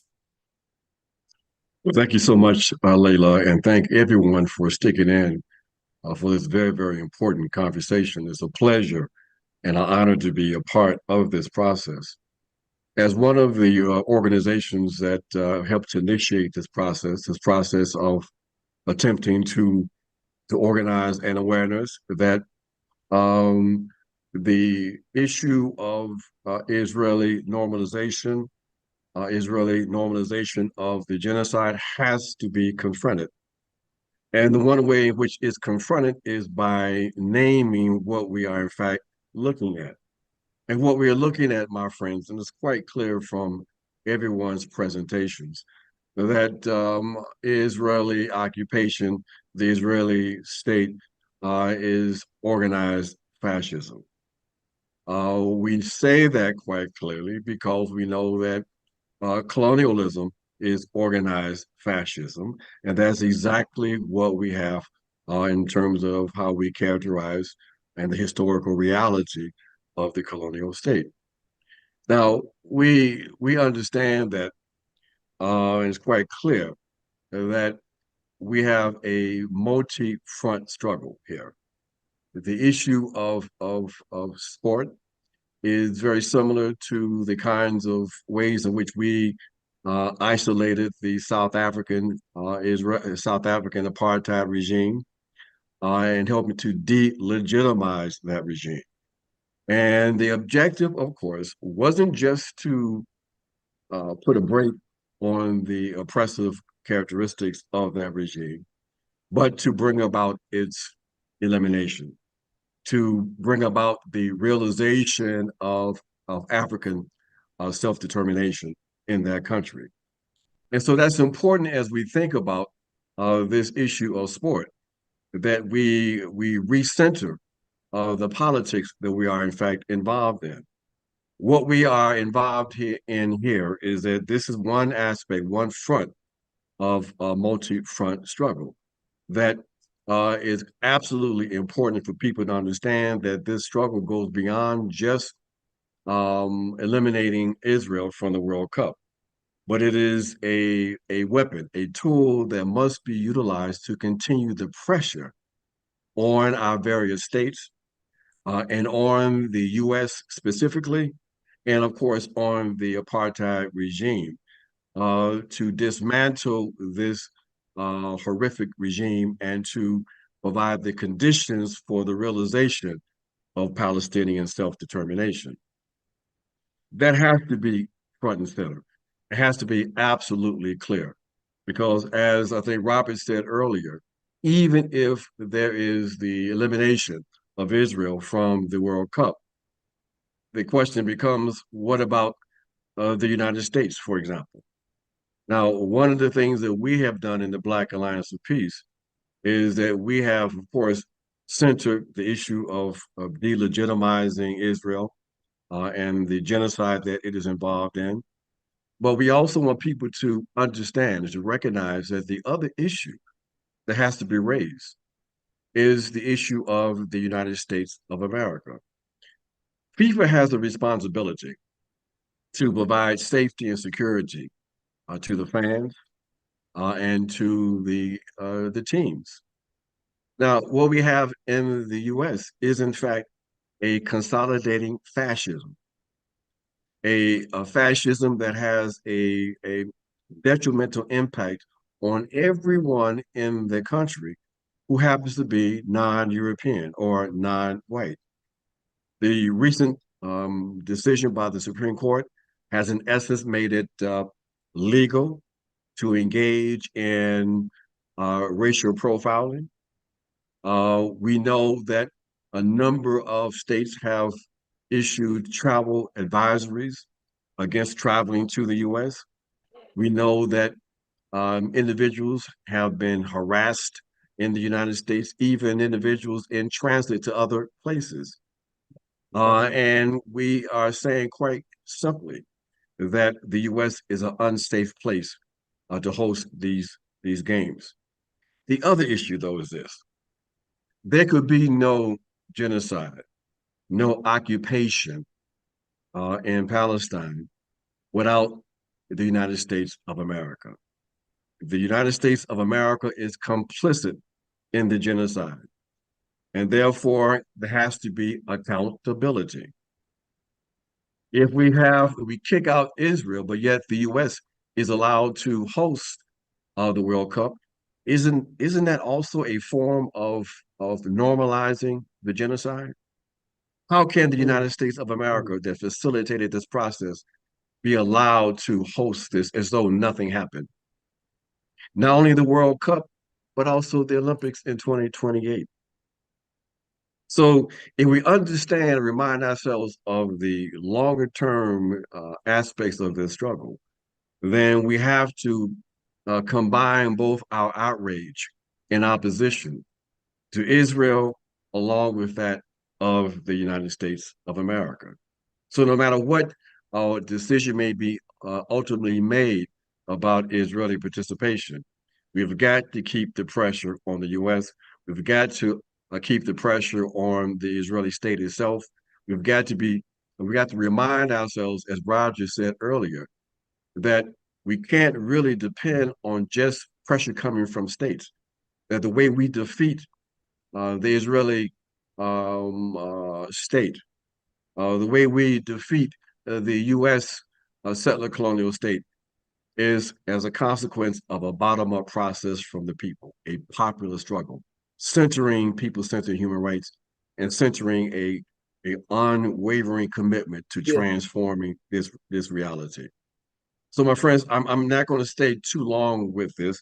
We have a lot of people who are speaking, but we just wanted to remind people that the struggle is a struggle that is internal, that we're going to continue to wage this struggle until we are in a place where the major existential threat for collective humanity, the United States of America and Israel, that threat has been contained.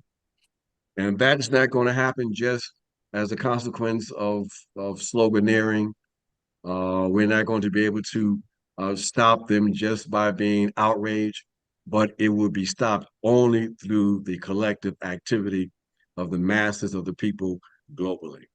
So my friends, that's the challenge, that's the task, and that indeed is our responsibility. Bravo. Thank you so much for your views, Ajamu, and you made a really good point about the US being complicit in genocide, of course. How are we supposed to have a World Cup celebrated or just awarding a World Cup to a country that is currently, directly committing genocide? Is it going to be safe for its fans when we know we are going to have ISIS surrounding the stadiums and just as, harassing the fans? At the same time, we have to think, we have Iran taking part in the World Cup.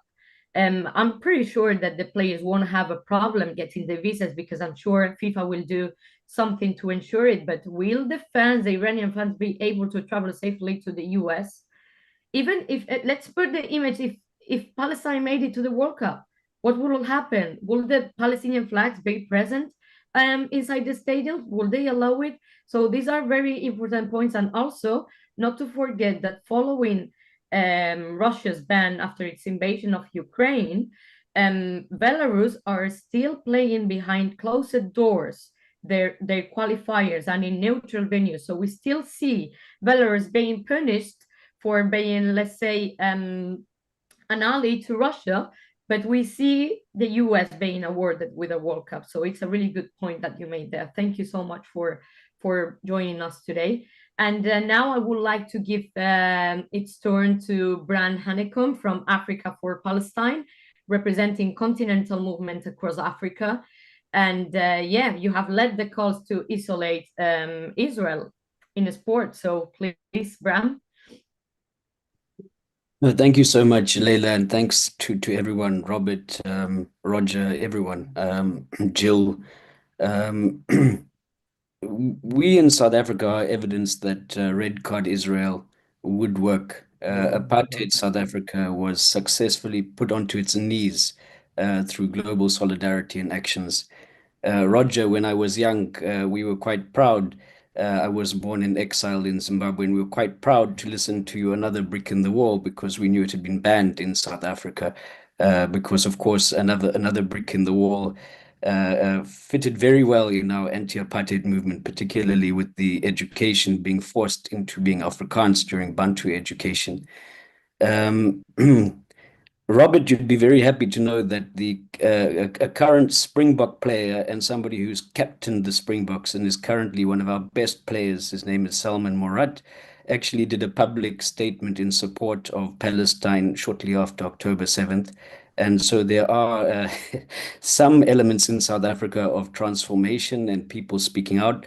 I personally think that it's incredible for people who are in positions of influence to be taking the risk, particularly in environments like in rugby, which remains largely untransformed. And I can confidently say that rugby is a sport that all the white South Africans who may be serving in the IDF would be watching. So it really hits the heart of sport. And I think that when Salman Morat did that statement, we had some engagement with him. And he actually said, even if I lose it all, in the end, I'm going to ask myself, would I regret doing it or would I regret not doing it? And he proceeded to do so, which I thought was extremely bold. And we have at least a couple of Springbok rugby players we can be proud of watching, even though there's a lot of need for transformation. I think that the point made about America and Canada as well is very, very important. These are, of course, the backbone of the Israeli genocidal regime, and we can't ignore that while we're focusing on the Israeli regime. I want to point out that it was actually in 1957 that table tennis led the charge in banning the apartheid regime from its global sport participation.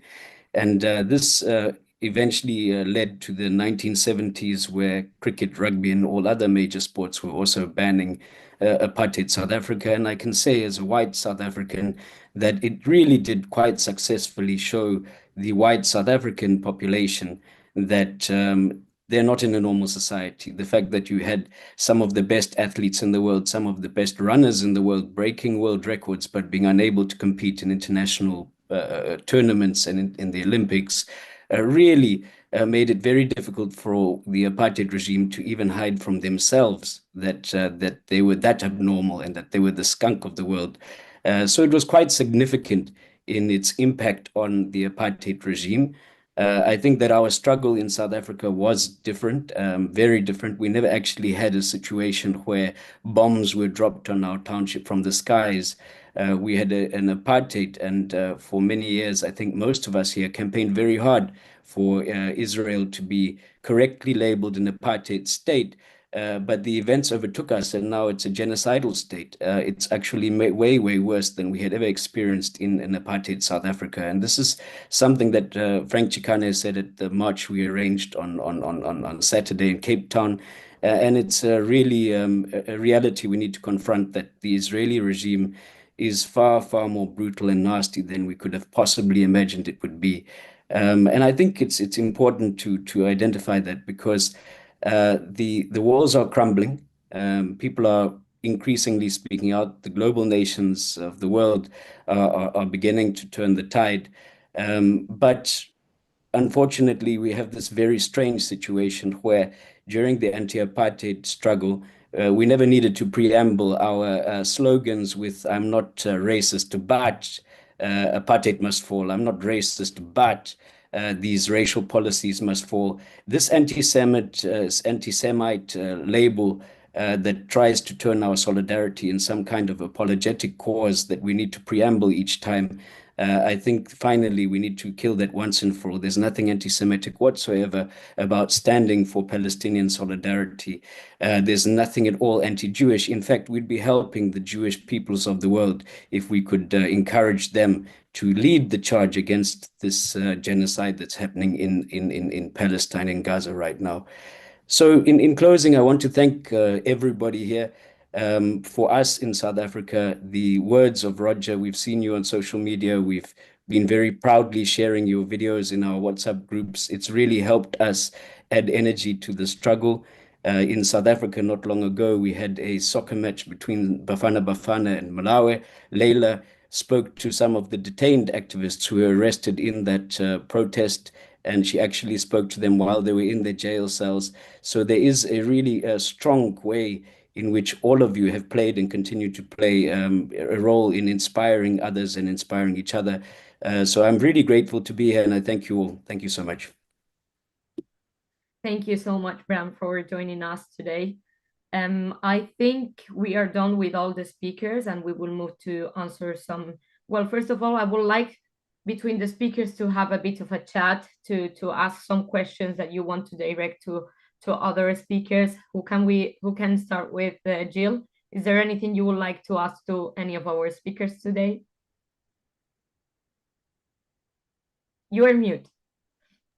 Sorry, I'm unmuted now. Yeah, I had two questions. So the first one, maybe this should go to Shireen and Nathan. I don't know if you both want to take it or if one of you wants to take it, but Scotland actually shares a commitment to boycotting apartheid in sport through something called the Gleneagles Agreement, which is actually a Commonwealth instrument. So I can totally understand the argument that it's a kind of colonial instrument, but it could be useful to the extent that it's a commitment to boycott any country where sport is organized by race, religion, etc. Do you think that there's any political will in Canada to uphold these commitments? Thanks, Jill. And that's a really interesting. The Gleneagles Agreement is something that's rarely mentioned. I think one of the things too, it's because it's complicated because it's a colonial tool as well and was established through that. So while I say it could be a benefit to implore, I do see it stemming and there being adequate critique of it. In fact, there was a letter sent to just the other day, and the coverage was in the CBC, that was put into the chat of a letter being sent to Canada Soccer Association on actually doing that same thing, and in terms of the critique of the Israeli regime participating. And as someone who's covered the Soccer Association very closely for the very long time, I think the ability to, and I've watched how not only federations but teams contort themselves to avoid the subject, saying they'll follow the measure of FIFA. And the same thing happened when I did my reporting about the Davis Cup. When I wrote to Tennis Canada, they said that they follow the ITF. So whatever it is, it's this means to move and pass the buck, so to speak, that they don't want to deal with it. So whether we implore Gleneagles, whether we implore human rights agreement, I mean, quite frankly, every single agreement or principle of humanity, as Nathan said, has been egregiously destroyed. So I think to implore any type of policy or any type of, you're just not appealing to people's humanity. This is all about this capitalist cog at this point. And it's really, and someone asked about this. I think Leyla, you asked why. It's the devaluing of brown bodies. This is simply a lack of valuing Palestinian lives. There's nothing else, because if we literally look at the remark and the reaction about Ukraine, deservedly in terms of supporting them, why wasn't that offered here? Why is that never offered here? We haven't even begun to talk about Congo and Sudan. So like this issue is literally absolutely embedded into it. So I would like to say that Canada has a sentiment, but Canadians hide behind this false modesty and politeness that is going to translate, history will show, it's complicit in this. And I think Nathan said something to the effect of, you know, we are bathed in blood, and I'll quote him on that, because now it's a matter of changing the narrative to where you are complicit if you don't resist against it. Kat, I know you have, so Kat, I know you have your hand up. I want to hear what you have to say. Can I just really quickly, a couple comments on this? Thanks for that, Shireen. I just want to highlight with the Davis Cup experience, what became clear to me, right, is that the event occurred in one of the least populous regions of the country, probably not coincidentally. It was in Halifax in the Maritimes, which is where I'm not in Halifax, but I'm in the Maritimes. And there was so much popular resistance and organizing that Tennis Canada ultimately chose not to allow spectators to attend. So I think that actually there is an enormous popular will in Canada to hold Israel accountable. At the same time, we can see that despite this a very significant popular campaign, authorities sided with playing the match and hosting Israel. And it's clear the CEO of Tennis Canada has ties to Israel personally. This is the problem. The class that controls the state and other institutions in Canada continues to feel allegiance to Israel. And as former UN Special Rapporteur Michael Link has told me, one reason for this is that were Canada to acknowledge genocide and apartheid, it would activate legal obligations to intervene. And it would mean that senior Canadian officials who have been collaborators, worse than just complicity, full-on collaborators for 2 years, would potentially be held legally accountable for their crimes. Of course, they don't want that to happen. Thank you so much for your replies. Anybody else that would like to ask another speaker a question? Kat, please.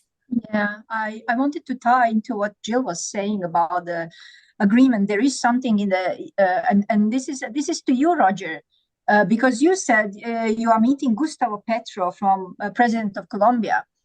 There is something called the United Nations International Convention Against Apartheid for sport, in sport. Now, under this convention, the parties, such as Colombia, are actually obliged to, in international law, they have obligation to prohibit sporting contact to their athletes and teams against Israeli athletes and teams when they're representing their country. So in that sense, if he's your friend, do relay the message. It's not too well-known convention, and they can take a simple measure and work in consortium with the Hague Group countries to come out, several of them, not just Colombia, and simply prohibit their teams and athletes from playing, which is outright, nothing to do with sport, simply implementing their international obligations. And FIFA would have a hard time saying that is something that they object to, implementation of such convention, and their obligations. So it's a very, very useful tool, I think, that countries could use, no matter, about the origins and whether they are colonial or not. This is a tool we can use right now, legal tool. Yeah, well, it's interesting that you say that, obviously, but the fact of the matter is that the obligations that the countries have are based upon the idea that there is a system of international law. And as we know, the United States of America and Israel don't give a fig for international law. Everything that they do contravenes all international law. And so the niceties of holding people to their obligations, every state in the world has an absolute obligation to prevent genocide. It's part of the UN Charter. So we know all that, and that's why it's so important that Gustavo Petro gives us his resolution quite soon, and we get it into the right channels so that it is actually heard as in an emergency session of the General Assembly at the United Nations within the next few days, not in 2 weeks' time or 3 weeks or a month. It'll be too late. This could so easily be submerged into, the bric-a-brac of business, and we can't deal with that now. We have to deal with it now. So I take your point, and of course they have a responsibility. All states all over the world under the UN Charter have an absolute responsibility to agree with everything that we've all said here today, but they won't, and they don't. That is why the speakers who were saying, I was only one of them, saying we have to appeal to us, to the great unwashed, to stand up and be counted and to direct action, stop the Tour de France, stop them playing, make it impossible for them to visit and play football or any other sport with us until such time as they subscribe to international law. But it might be that we would have to wait for the United States to sign up to the Treaty of Rome, which they've failed to do since its signing, whenever it was. And so they're not interested actually in the rule of law, but we are. And we just hope that football supporters all over the world are too, that they want there to be a system of international law, based upon universal human rights. So I'm repeating myself, but I agree But with what you're saying, Roger, is absolutely important for people to really come to terms with the fact of the matter that we are in a period of absolute lawlessness. yeah, And that period was sort of symbolically represented by Gaza. That with the normalization of genocide and with the complete paralysis from the United Nations Security Council and with the consensus support coming from the most powerful nations on the planet, it's indicated that basically everything that we thought of as international human rights and international law was a fiction, that it boiled down to might makes right. yep. And so it depends then on us, the masses of the people globally. Now, that may sound like a cliche to some people, but when you've been involved in international struggle, when you've seen the consequences of what the people can do, then you know it's more than just a cliche. This is a fight for democracy, a fight for people-centered human rights. And it can only be won by the people themselves. So while we will use these international mechanisms, we're not going to put all of our hope and faith in them, because we are in a completely different era right now. You're absolutely right. The only good thing that's happened in all of this is that the mask is now off. Because in 1776, in the Declaration of Independence, we believe all men are created equal and certain inalienable rights. It was bullshit. They never believed that for a single second. And they've shown by their actions since 1776 that they couldn't care less about. That's theater. That's Hollywood. But it's nothing to do with the reality of how they behave as settler colonialists. They murdered all the indigenous people in North America and South America and Australasia and, all over and Africa and whatever. And you can tell by the way the vassal states in Europe are still clinging to the coattails of the evil empire that is the United States of America. You can tell that they still have that weird, I call it primal disdain. It's the destiny thing. It's what the Pilgrim Fathers thought. This is our Zion, they thought. It's just the same story being played out again, but it's being played out in front of our eyes in Palestine. And it's so obvious and clear and undeniable that it gives up. We, the people, now have an opportunity to go, do you think we're stupid? We are not, Mr. Infantino, we are not infants like you. We see this bullshit going down and we will fight you. We will fight you. We'll fight you at the football grounds if necessary, because we are human beings and we need to organize our race, Homo sapiens. We're all brothers and sisters. There are no other races. We all know that. We're all of African descent. We may look a bit different, some of us, but that's irrelevant. We're all Homo sapiens. We're all cousins. We're all one family, and we have to behave like it. I know you know this, so. I'm going to borrow a few minutes of you because we have a last speaker that couldn't make it earlier, and for me, it's super important to give him voice today. He's a young Palestinian journalist who managed to evacuate from Gaza, so he's pretty much a genocide survivor. Abubaker used to be a football reporter, but saw himself being just 22 years old, having to turn into a war reporter while his family and his people were undergoing genocide. Please, Abubaker, I'm so happy to finally have you. Thank you so much. I really appreciate it. It's lovely to be here with you all. With Abubaker, I would like you to give us the insight of what's been to be like to be in Gaza, the suffering of your people, and of course, a bit of your perspective from the football side, all the stories that you have heard from footballers, from athletes in general, from the stadiums destroyed. I mean, and Yeah, I remember a reporting that you did recently on the destruction of the football academies. Yeah. I mean, what's good to know, well, which is not good, of course.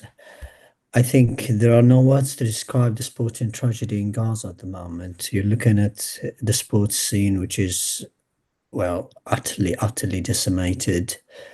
The only, which is something really important to give you an insight about, the only sports or football facilities that are standing are just four sports facilities, which are three clubs in central Gaza. That includes Ittihad Deir al-Balah, Khadamat Deir al-Balah, which are in Deir al-Balah, and it is the least devastated city in the Gaza Strip, and indeed the capital of the Gaza Strip right now.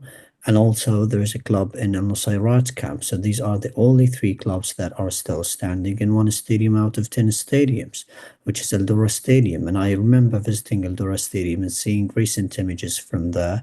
And when I look at the stadium, the pitch has completely been used as a shelter. The stadium is now a shelter for thousands of displaced Palestinians from the north of the Strip. So it needs time to even repair it. It needs a lot of time to even repair it.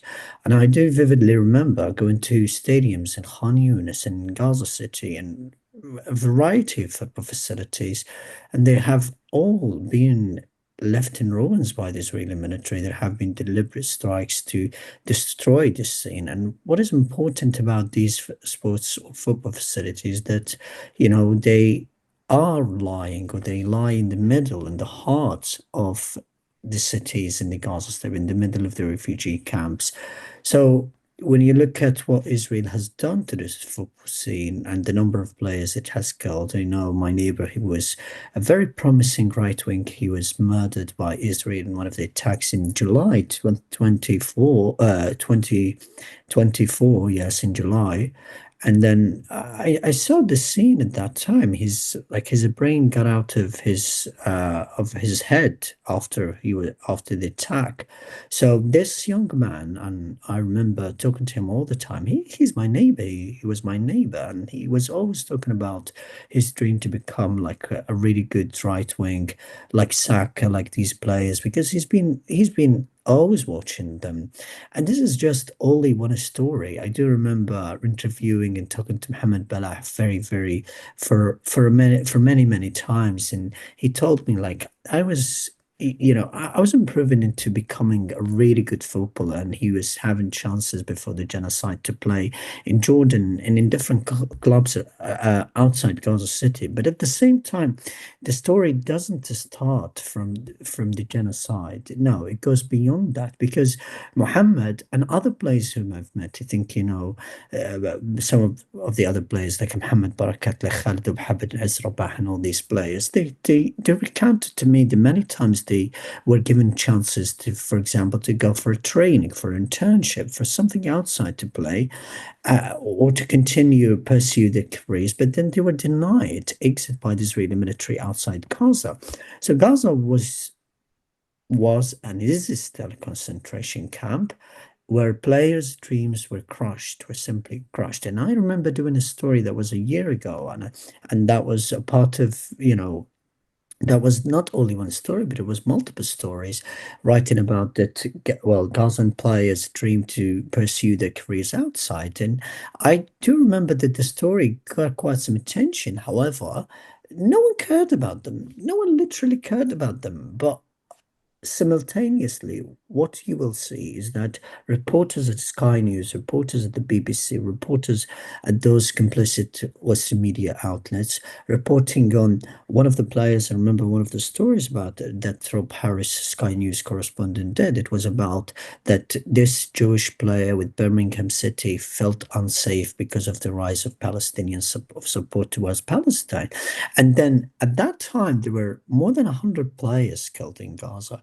He never cared a whit about them. He completely didn't give a jot about it.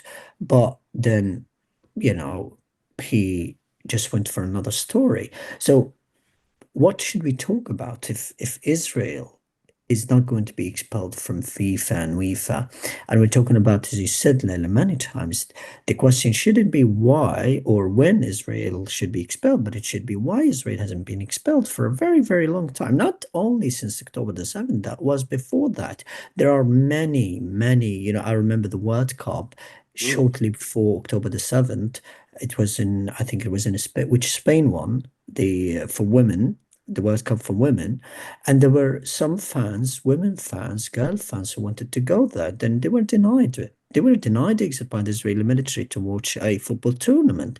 So all these stories and this reality has been shrugged off by the international community. So you're talking about a completely devastated scene that is now lying in ruins. You're talking about more than 220 sports facilities that have been destroyed, nearly 150 football facilities that have been destroyed, including 9 of Gaza's 10 stadia. At the same time, this is an underestimation. I can tell you, Leyla, from the times we've been exchanging messages, many times it wasn't reported. I was telling you about this particular player, and you told me no one talked about it. And you said, Leyla, no, this player has been killed. He's my neighbor. This player has been killed. I've known about him. And we broke many stories together. We broke the story about the killing of Muhammad Baraka, Gaza's legend in the first century, of course.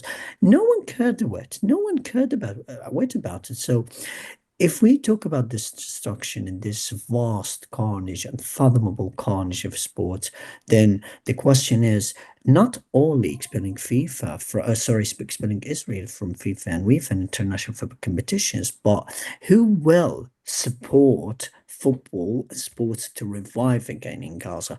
That's the main question. Why did you take the players out? Why are you not even caring about these players whose dreams have been crushed?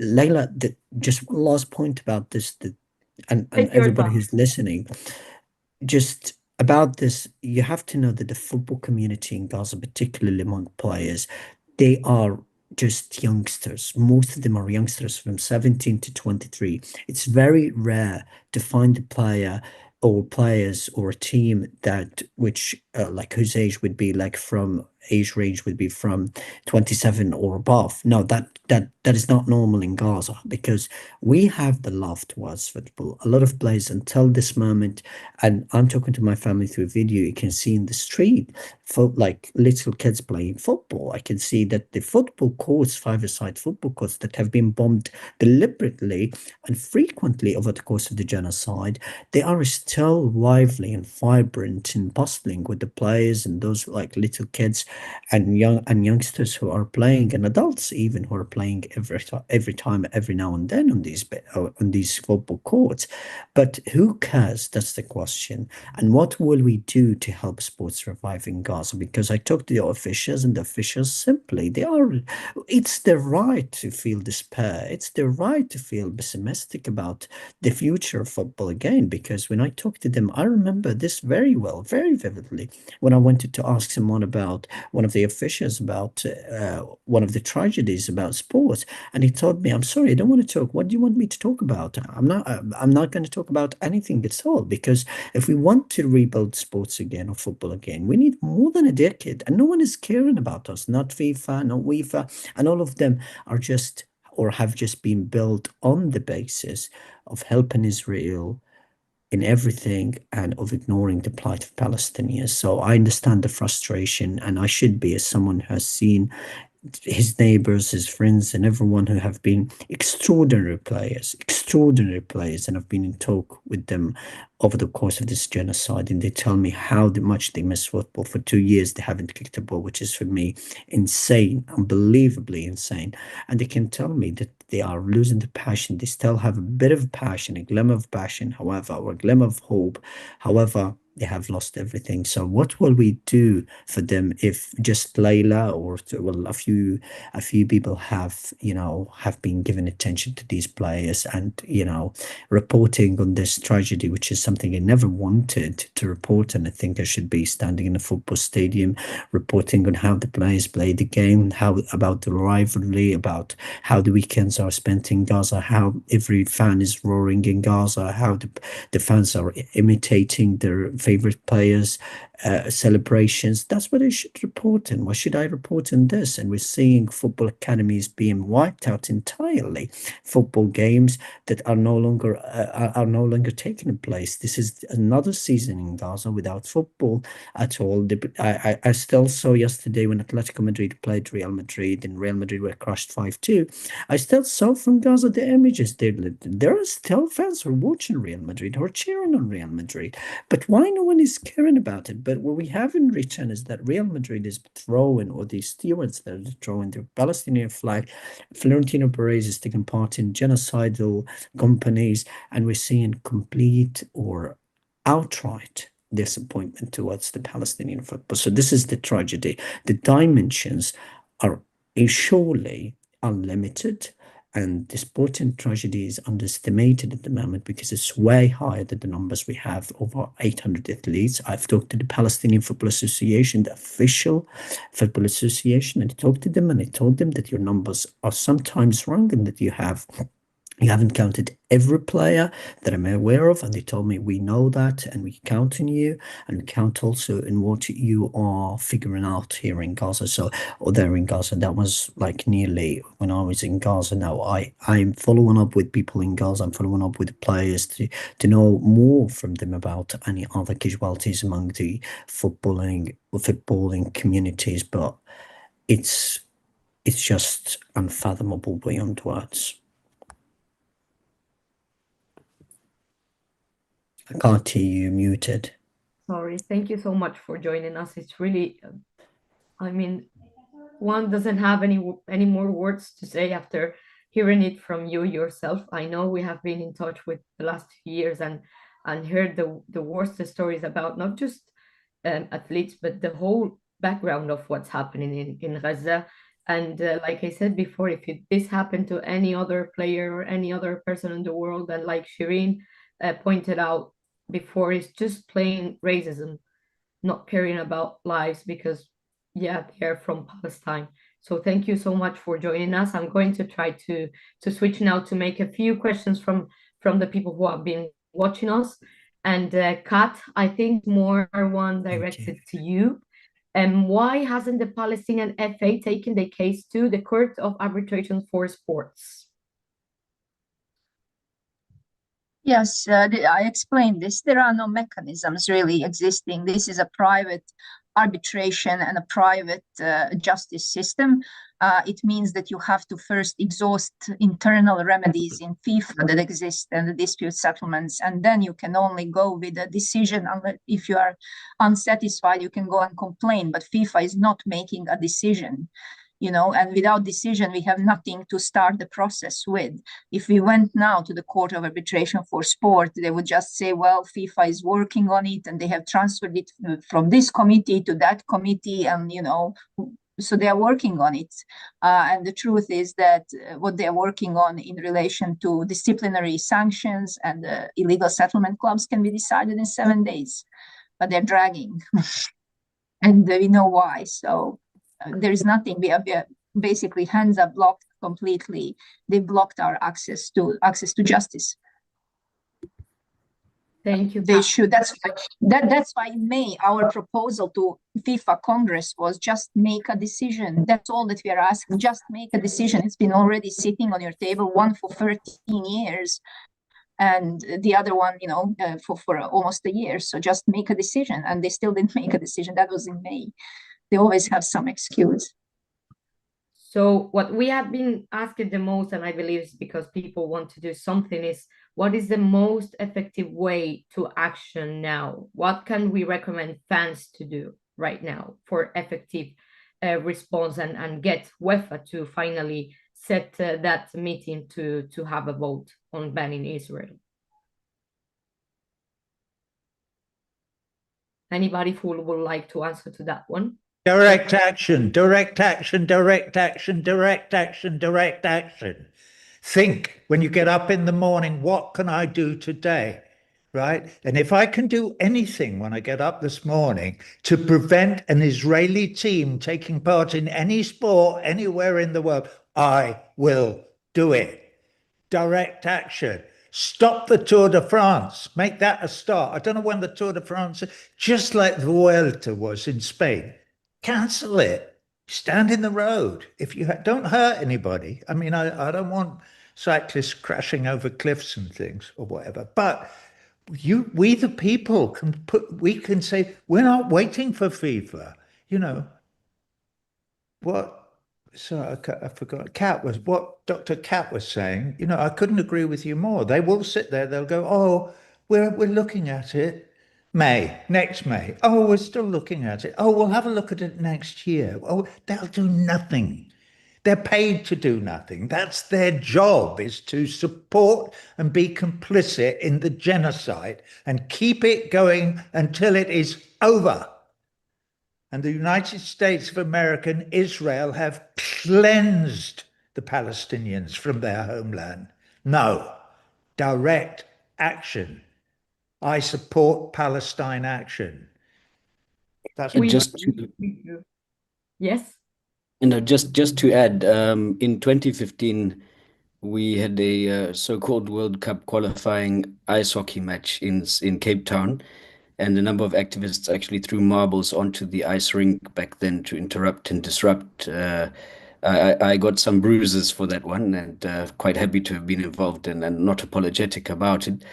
But also in terms of inaction, we, as a country that's taken Israel to the ICJ for its genocide, are extremely embarrassed by the South African Football Association, so much so that we've had engagements. We've met the president of the South African Football Association, and eventually, about 2 weeks ago, we actually put Danny Jordan's face on a billboard written "Safa's deathly silent on the genocide." I think it's important to put people's faces out there and hold them accountable as individuals as well as organizations. It may be uncomfortable, but the fact of the matter is, there's a genocide happening, and I think any and all methods that can be used to apply pressure on the football associations and those decision makers needs to be done. Thanks. Just really quickly, Leyla, if I may, in terms of also other types of action. If you, oh, sorry, Nicola will go first. Nicola? Está bien. Mira, quiero pedirle a todos ustedes, principalmente aquellos que hablan español y que nos puedan ayudar, y por eso también era que necesitábamos la visita de Roger también acá.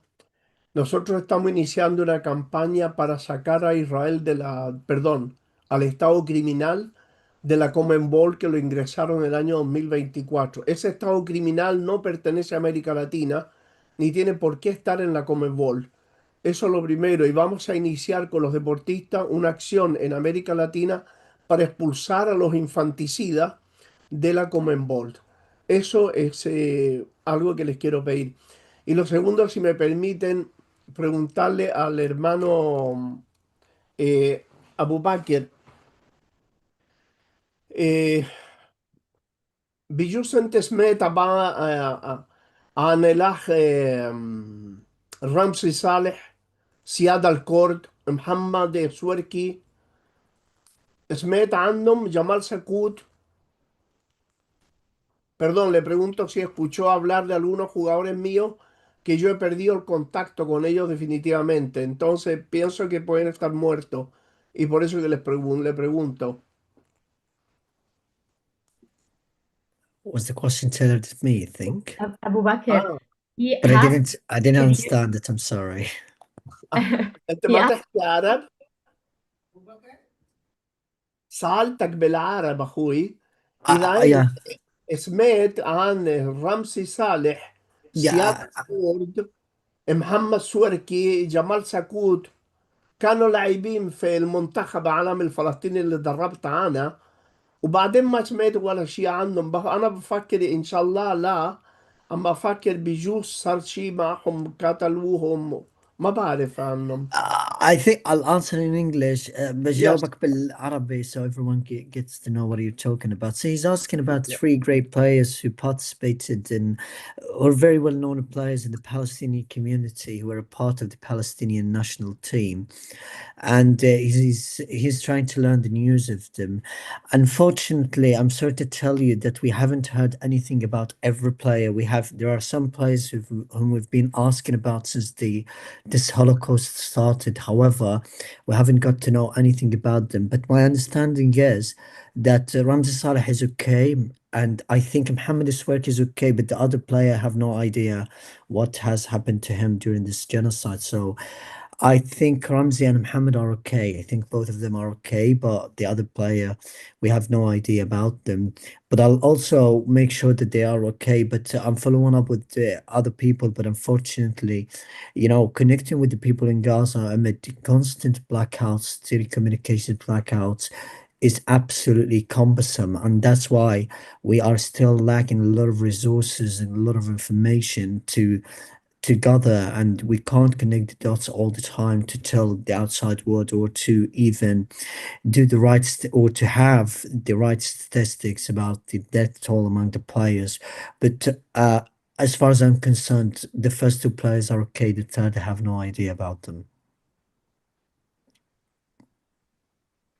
Shireen, you wanted to have a moment to speak. Nicola, by the way, شكرا.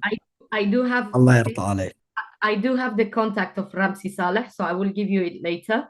But he is okay. I don't know about the rest of the players, but I will share with you his contact. Luego te pasaré el contacto porque sé que Ramzi Saleh está bien. شكرا. شكرا. Gracias. Thank you. You're welcome. Shireen, you wanted to have a moment to speak.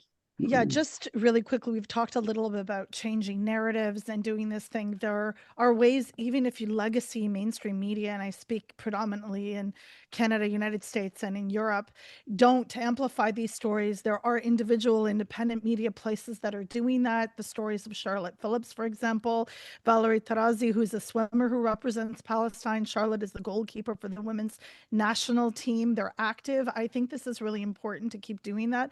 And also, if someone is reporting in a nuanced fashion, amplify that. And please, I cannot tell you enough to write the federations. We do not look and cannot look to institutions and federations to be bastions of peace and justice in sport. They absolutely do not do that. We are not looking for FIFA to be a moral compass or UEFA. That's not going to happen. What we have to do is pressure them. And as individuals in whatever industry we are, there is power here. And that's the thing that makes the change. So share information. Make sure your information is sourced, please. I'm a journalism professor, so that makes me crazy when it's not done. Find your sources, amplify story, like Abubaker's testimonies and reporting, even under egregious conditions, is completely legitimate. Make sure you do that. And I cannot state the importance of that in places where we feel isolated and that we're silenced. I do want to say lastly, in these places and media networks, there are people who are working diligently to try to change. There really are. You just don't hear enough of them. So let me assure you, there are people trying. I'm sorry to jump in here. I'll have to jump in and say something. I don't know what to say, but I've just received the news that the captain of the Athleticide has been killed today. And his name is Abdullah Abu, so he plays for Athleticide. The club has been flattened since the beginning, so he was just killed a few hours ago while being displaced from Gaza City. I know his family and his relatives. I don't know what a coincidence is this is to talk about this topic and then a player is killed. I mean, it's like I was talking to a friend who is also involved in sports journalism, and he's been keeping up what's been happening in the Palestinian football scene and sports and the genocide in general. And I don't think we will have ever imagined in our lifetime that our social media will kind of become a graveyard for athletes in such a way. And it's really just unfathomable. I don't know what kind of coincidence this is, but it may represent something. But I think it can confirm that this player has been killed while being displaced from his home. He was planning to go to Deir al-Balah to join his relatives. I know his relatives are taking shelter in Deir al-Balah near near my family's house, but I mean, it's just devastating. I don't know what to say anymore. But This also brings to my mind the fact that not only we saw FIFA and UEFA taking action against Russia just within its invasion of Ukraine, I think it was 3-4 days maximum, but we also just a month later saw UEFA Foundation supporting with huge donations to Ukrainian families, something that has taken 2 years for UEFA to announce. And that puts a lot into perspective. It's not just the athletes, but their families, that their friends, that it's a collective suffering that all the sporting bodies and football world has been ignoring. And it just can, I mean, when Roger said, just take action, that's exactly the message. You wake up in the morning, you receive this news, you don't even need to think it's your family going through this for you to say, okay, I'm going to present myself at tonight's game and I'm going to raise a flag. I'm going to just disrupt the match that is going. I'm just going to fight the narrative that institutions and clubs and the sporting bodies, again, are inflicting on us. And I need to make this stop. And I believe that more voices will add and more and more and more. But it needs to happen now. This cannot wait any longer. And I will appreciate if all he's of a you... veteran. He's a veteran. Can I show his photo, please? Sure. Okay, can you give me the host so I can share the screen?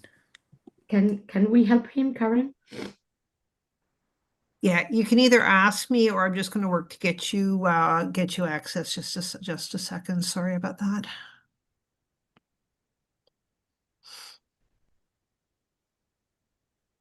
Veteran. He's been playing football for over 10 years. And Millie, who's playing for his club, Hadwa, which has been leveled to the ground when the genocide began. You should be able to now.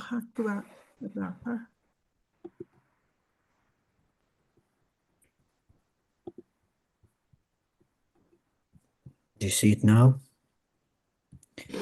We see it. Yeah, that's him. That's him. And I think he's almost 35 years old. I think so. And I'll show him while in a football jersey with his club.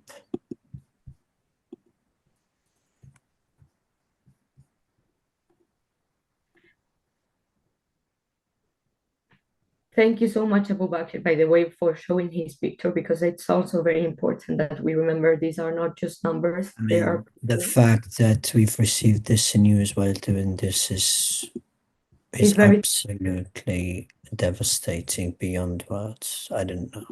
It shows how important it is to take action now and have these talks. It really does, and how urgent the matter is. Can you see the screen? That's him on the right. That's him on the right.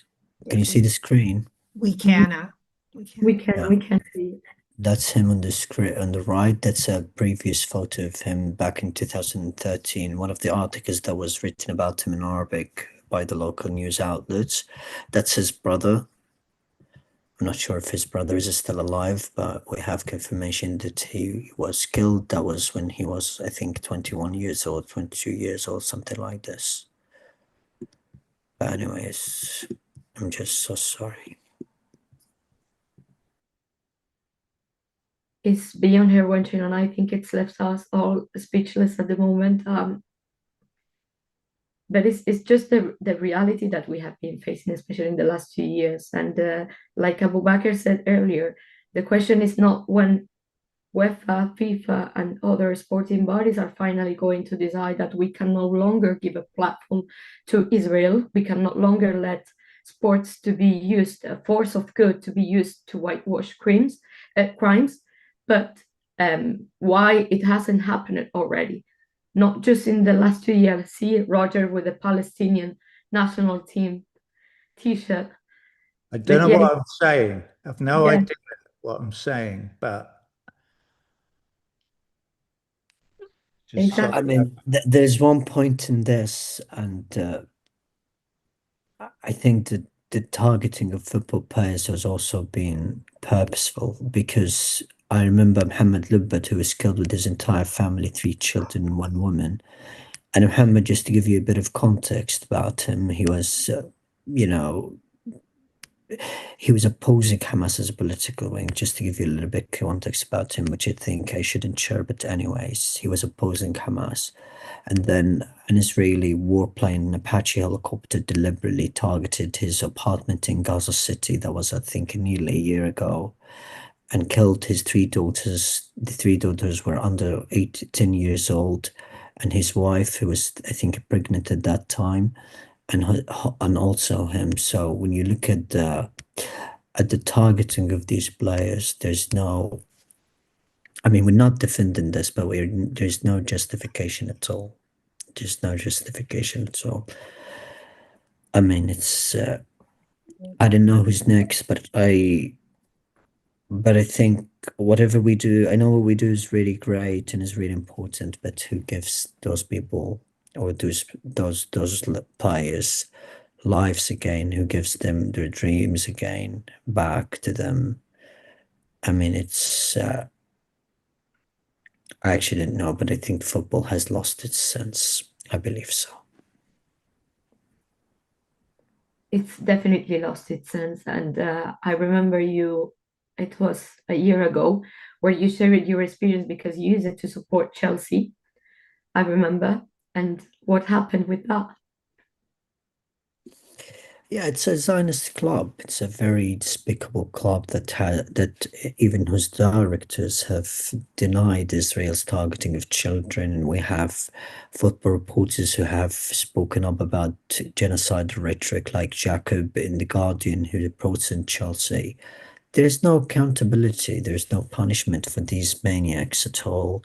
But what you have is that they have shielding from these media outlets all the time. So I'm beyond enraged, and I'm sorry if I hurt anyone with these words, but this session shouldn't have been held now. It should have been held many months ago. I'm sure some of you have occurred, but we should have occurred much earlier than that. I believe so. And that's gonna be not just in the sports and then for the sports people, but in staying in humanity. What were we doing while all of this was happening, and not just now, but forever? And we shall have a spoken up for Palestinian lives forever, indeed. I would like to close the session, giving you a minute to each one of you, delivering a message for everybody watching. And please, Ajamu, if you want to start with it. Let's have each one of us a message to be delivered to everybody watching. I think this is that what just happened basically confirms to all of us the absolute importance of the work that we're involved in, the imperative that we have to stop this horrific crime. So in a way, it's the universe talking to us, if one might want to look at it in that way. It should be something that will reconfirm for ourselves our commitment to this work, our commitment to go forward from this webinar and to construct a process by which we just don't have the webinar, as important as it's been, but that we move toward consolidating a structural reaction, a structural development in which we can continue to coordinate and communicate among all of the various elements represented here or as speakers and in the audience, to keep the pressure on the authorities, to construct messages for the masses of the people, but in a organized and strategically focused way. So this has to be the task, my friends. This is not going to stop until the people themselves stop it. So we ask again for people to understand that, we have certain historic responsibilities, and that one of them is to try to become as organized as possible in order to be the best and most effective weapons of solidarity for the Palestinian people. Thank you, Ajamu. Robert, if you want to continue. Yeah, it just occurred to me that I can't call this person a friend, but I had a bit of a confrontation about 10 days ago with someone who challenged me about Israel's right to exist. And in that context, I want to say that obviously the genocide is something that needs to be stopped immediately, but we can't stop there either, that this world cannot survive with any state that is an apartheid state. We cannot have apartheid states on planet Earth. And so the fight that Ajamu is talking about won't end anytime soon. But it is something that I think we all have in our hearts and know that Israel, as it stands today, does not have a right to exist. It does not. We cannot support any notion of apartheid anywhere. So having said that, and again, I thank so many of you for being here, and I've learned a lot from all of you. I greatly appreciate the opportunity to exchange. Thank you. Thank you, Robert. Nicola, si quieres continuar. ¿Me dices a mí? Sí, para que des un mensaje de 1 minuto a la audiencia antes de que terminemos. Está bien. Sí, sí. No hay que dejar de luchar nunca. Y lo voy a hacer recordando las palabras de Silvio Rodríguez, ¿no? En una canción, Silvio Rodríguez decía, hay hombres que luchan un día y son buenos. Hay hombres que luchan muchos años y son muy buenos. Pero hay quienes luchan toda la vida. Esos son los imprescindibles. Debemos luchar todos los días. No solo por el pueblo palestino. No solo por el pueblo palestino. Hay muchos pueblos que están pasando días muy difíciles. No nos olvidemos de Níger, no nos olvidemos de Burkina Faso, no nos olvidemos de Malí, no nos olvidemos que hay flota de ese Estado padre de los crímenes en la humanidad, que es Estados Unidos, que quiere atacar a Venezuela. No nos olvidemos el bloqueo a Cuba, no nos olvidemos los golpes de Estado, los crímenes de lesa humanidad diario. Estados Unidos, como muy bien lo decía recién el compañero cuando habló sobre que había que condenar también a Estados Unidos tiene más de 1.250 bases militares en el mundo. Es el fiscal, es el juez, el gendarme, el verdugo, es el asesino de la humanidad. Eso tenemos, es un deber nuestro, no solo el pueblo palestino, de todos los seres humanos. Es la humanidad la que está en peligro y es la humanidad a la que nosotros tenemos que apelar. Agradezco a todos ustedes esa tremenda solidaridad. Vuelvo a repetir, el sentimiento más hermoso que puede tener un ser humano es la solidaridad. Yo te doy gracias por esta oportunidad de estar con ustedes y quizás sería bueno crear un chat para mantenernos coordinados en el futuro porque hay muchas cosas por hacer y nosotros en América Latina vamos a necesitar el apoyo y la palabra de ustedes, de cada uno de ustedes. Los necesitamos. Así que bueno, vuelvo a reiterar las gracias, compañeros. Gracias. Gracias, Nicola. Kat? Not much to add, really, except for everybody can do something. Absolutely everybody. And it can be meaningful. Stop, if they don't ban Israel, then stop consuming football content. How much do you really need it? Stop consuming football content. Boycott their sponsors. Boycott their games. Don't subscribe for the broadcasters. Just stop going to the football matches. This isn't, I know football is important, but there are some other things that are more important. And that would be how every individual can really contribute. And together and united and in big numbers, it can make a huge difference. Take the oxygen out of them. Jill, please. Thank you, Kat. Yeah, I mean, Kat's probably just said what I was going to say, so I would echo all that. And also platform Palestinian voices. I think, platform the stories of athletes that have been murdered, like we've just heard about from Abubaker, but also I think something you like constantly say, Leyla, like platform them while they're alive. I think that we can all be guilty of, only eulogizing Palestinian athletes, but actually there are so many athletes that are still alive, and it's really important that we still support them in different ways.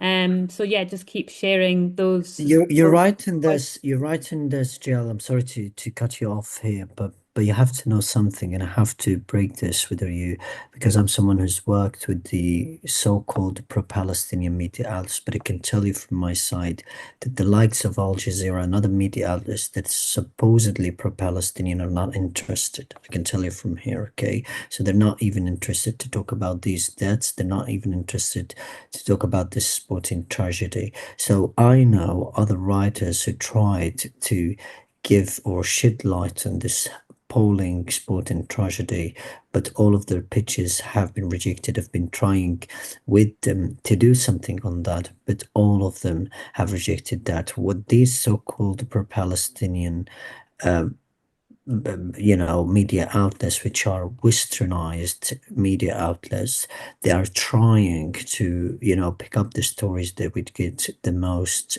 amount of attention. That's what they are focused on. They're not focused on eulogizing or giving credit to the Palestinian players who have been killed. So that's where we are. I just have to be very honest on this one because you need to know that.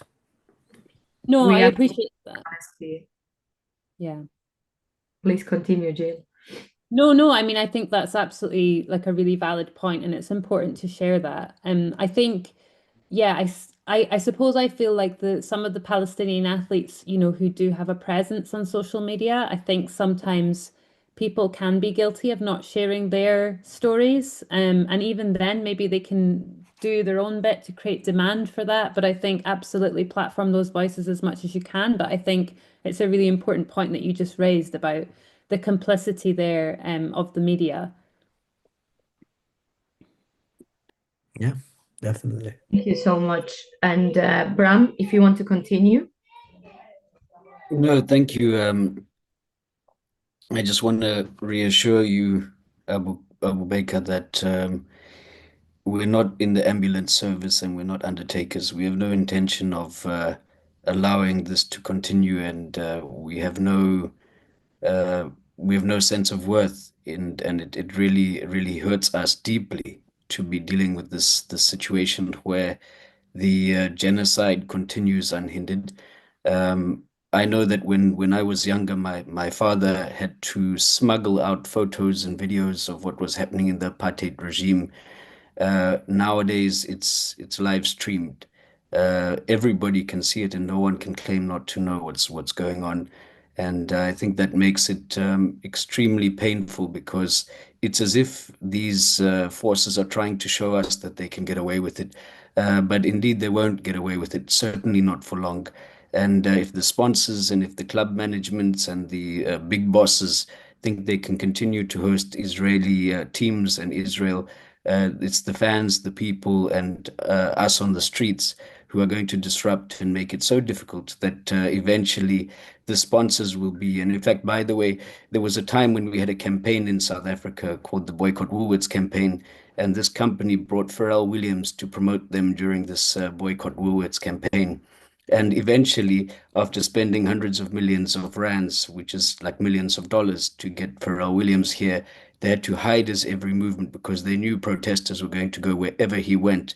And eventually, it was quite an embarrassment, and it brought international media to our campaign. And I'm flagging this because there's no value in a sponsor sponsoring a soccer team or an athlete that can't attend events, that can't perform and move around because it's going to be disrupted. And already we're seeing it.